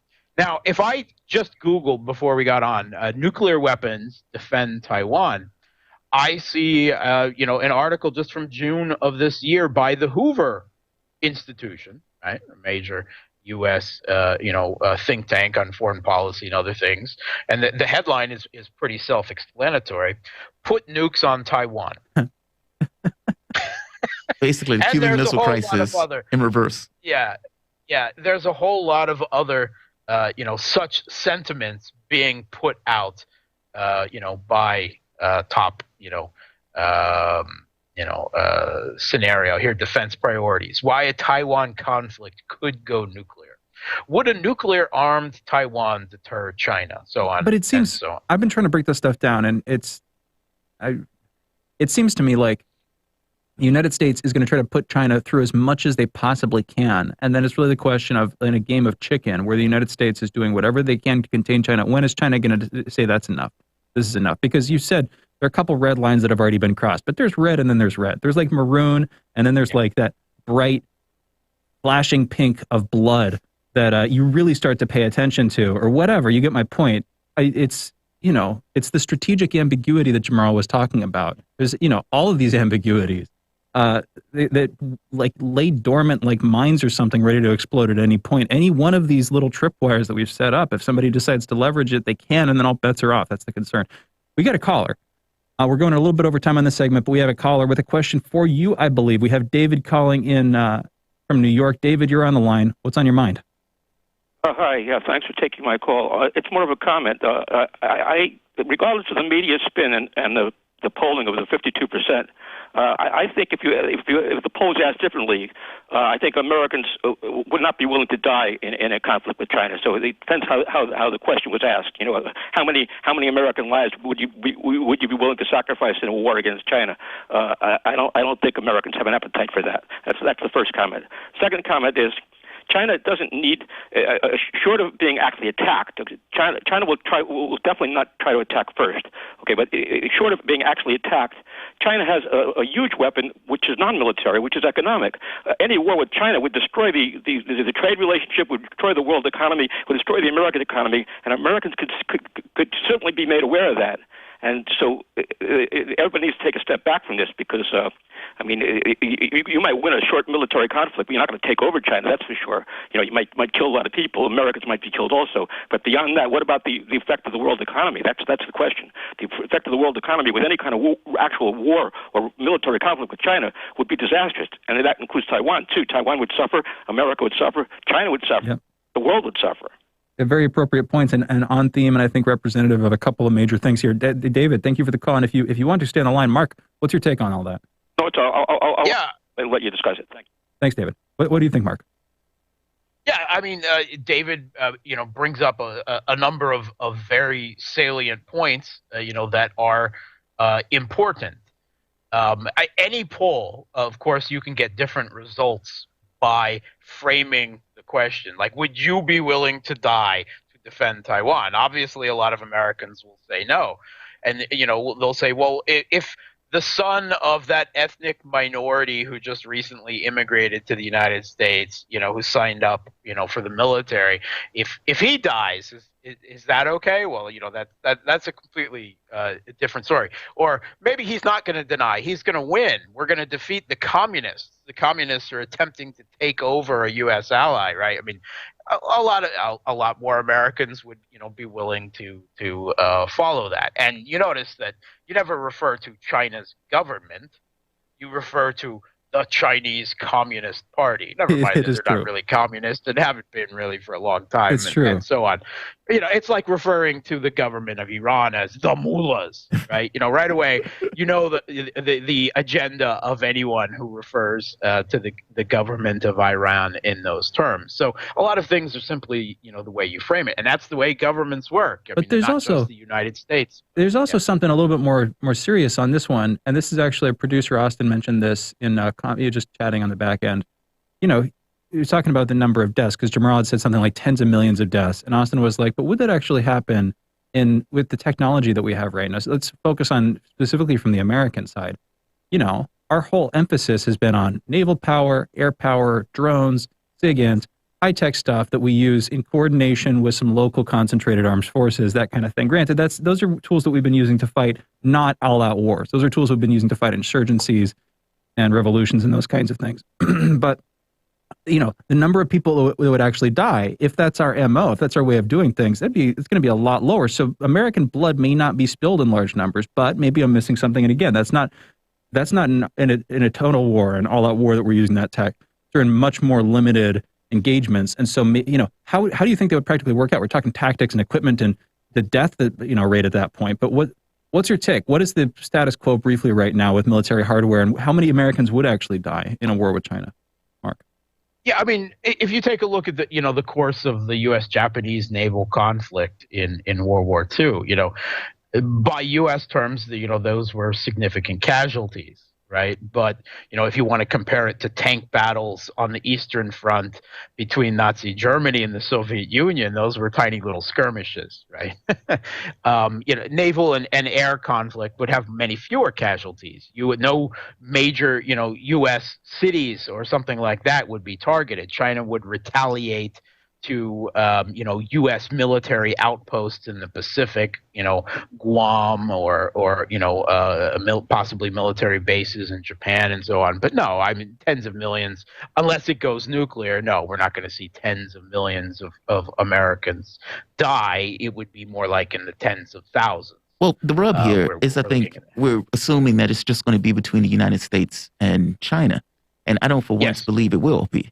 I mean, in the same way. Absolutely not. It would be, first of all, it would be the U.S. and Japan and the United Kingdom, Australia, and possibly India and a number of other European states, right, that have token forces, and possibly South Korea. I'm just going to put this in here. I'm the least informed person in this conversation, but it's nice being the dumbest person in the room. But like, also, do we actually know that? Do we know that these allies are going to stick with us? Say this happens in 3 years or 5 years. Is Australia really going to be game for this? Everything, maybe Australia, but everything is so up in the air, it feels like, with just in general, the arrangements of these things. That strategic ambiguity really bites, doesn't it? Not to mention European Union saying we need to decouple their foreign policy from the United States. Would this be the thing where they're like, yeah, we're not going there with you? Like that type of stuff. I don't know, Mark. Yeah. What do you think? I don't think so. I think most European countries, whatever their own populations think, doesn't matter, right? Because foreign policy is not, military policy is not determined by, you know, any real country's, you know, popular will. It's determined by the political and military elites who know better in such things. They always think. So I think that most. If you take a look at the reaction of European countries, they're not mad that, you know, the U.S. kept forces in Afghanistan. They're mad that the U.S. pulled out of Afghanistan. Yeah. Right. How you're not being good enough of a hegemon. You know, that's the attitude of a lot of the European political and military elite. They have their own sense of exception. But there's also this sort of self-serving. Because they want the trade deals with China too, isn't there? Like, well, if you want to have the cake and eat it too, that kind of thing, where you want the military protection of the United States as it tries to keep its hegemony going. You don't want to have to spend so much on your own military, but you also want those sweet looking products you can buy from China, right? Until it comes down, right? You know, there's a point where there's a point of determining the future where, military concerns does trump economic. And you know very well that the U.S. has done very far during the Trump years to try to decouple its economy and to force all of its friends and allies to decouple as much as they can from the Chinese economy. And that, of course, that's only to a certain extent. But it's an ongoing process, and there is a very intentional reason for doing it. Not because they believe it's really going to hurt the Chinese economy, but because they want to provide a degree of isolation in the event of this scenario. Well, see, I think the missing point of this is that I don't see any scenario where Russia does not get involved. And the reason I say that is even if you look back in the 60s, part of the concern was, will Russia step into any kind of conflict with China? I mean, if we're looking at it, we're talking a strategic partner. And that if China goes, meaning they're undermined, or if there's some government that's basically put in, what does it mean for Russia in this situation? That seems to be a red line scenario where you would have to keep your strategic partners, meaning Syria, North Korea, Russia, Iran, maybe even certain states in South America get involved. Like, I guess my thought is... A strategic partner is not a formal alliance. No, that's true. I agree with that. But if you're looking at a map and you're looking at this just purely from the standpoint of, let's say, chess logic, Russia can't stand there by itself and being surrounded by all of these other enemies being in the West, including now, all of a sudden, China.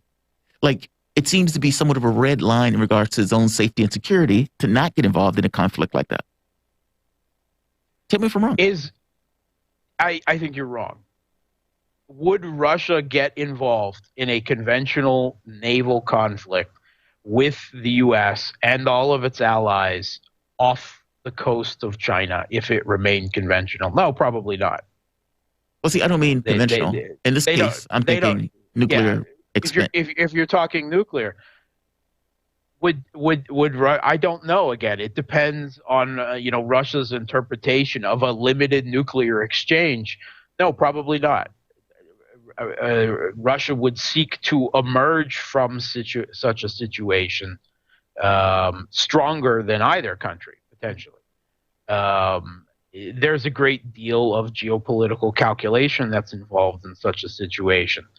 What are China's chances? How much would such a situation escalate? No one knows, and I doubt very much that the leaders of Russia or the U.S. or China know what Russia would do in such a scenario. And if Russia enters it, well, then of course the United Kingdom and France and India might very well enter it nuclear as well. Does Pakistan then end? You follow that chain of nuclear dominoes, and where does it lie? At the end of the day, a lot of people, I think, are more hesitant to push that button. And, a lot of the people in the articles that we mentioned, several, Russian military officers in the course of history saw what could possibly be a launch of nuclear missiles by the United States. It was actually, or could be. It was pretty recently Stanislav Petrov Day. Stanislav Petrov, yes. One of the major, you'd be familiar, of course, on the Soviet side, 1983 Soviet nuclear false alarm incident. He basically prevented that from happening. That was about a little bit over a month ago, September 7th. So, there is a degree of hesitancy to go to that level. A U.S.-Chinese nuclear exchange is something the world could survive. A U.S.-China-Russian nuclear exchange is not something the world could survive. So that's something really important, to keep in mind. We're pretty much out of time here. In fact, we've gone through to the end of the show. And Mark, we got you on a little bit late notice here, and you stuck with us for more than you were booked. Really appreciate you sticking with us. Great talking with you, as always. Thanks for having me. Thank you for joining us. And again, for those listening, that was Mark Sloboda, frequent guest on this show. We'd like to talk to him. He's an international relations and security analyst. Follow him on Twitter at MarkSloboda1. Find him on Facebook at facebook.com/Gramsci. When really early on, when we brought Mark on, we talked about, because I'm pretty sure that's named for Antonio Gramsci, like the Italian Marxist philosopher dude. I think we talked briefly about why he named it for that guy, why he named his Facebook account, facebook.com/Gramsci. I don't remember why, but Gramsci's fascinating. Exactly. I want to get back into it. Gramsci's a fascinating dude. Yeah. Who I need to actually read at some point, because I've just read about him so far. And I get a sense of his ideas, this sort of institutional, not even institutional, but like the relation between culture and politics and this inversion of hegemonic ideas that prevail in a nation, and how it's hard to unravel those things as he was sitting in a jail trying to figure out why the revolution went wrong. Exactly. Super interesting stuff. We're closing today's show. I really hope this war with China that's a terrifying conversation. Happen. A lot of people, It seems like that's in the room right now, that's in the air, is pushing for that kind of thing. Just hope it doesn't come to pass.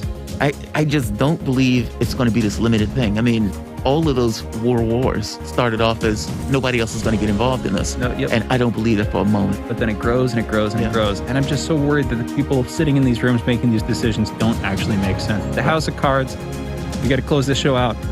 Fault Lines with Thomas and Stranahan. Have a great day. See you again tomorrow at 7 a.m. Eastern. Signing off. See you on the other side.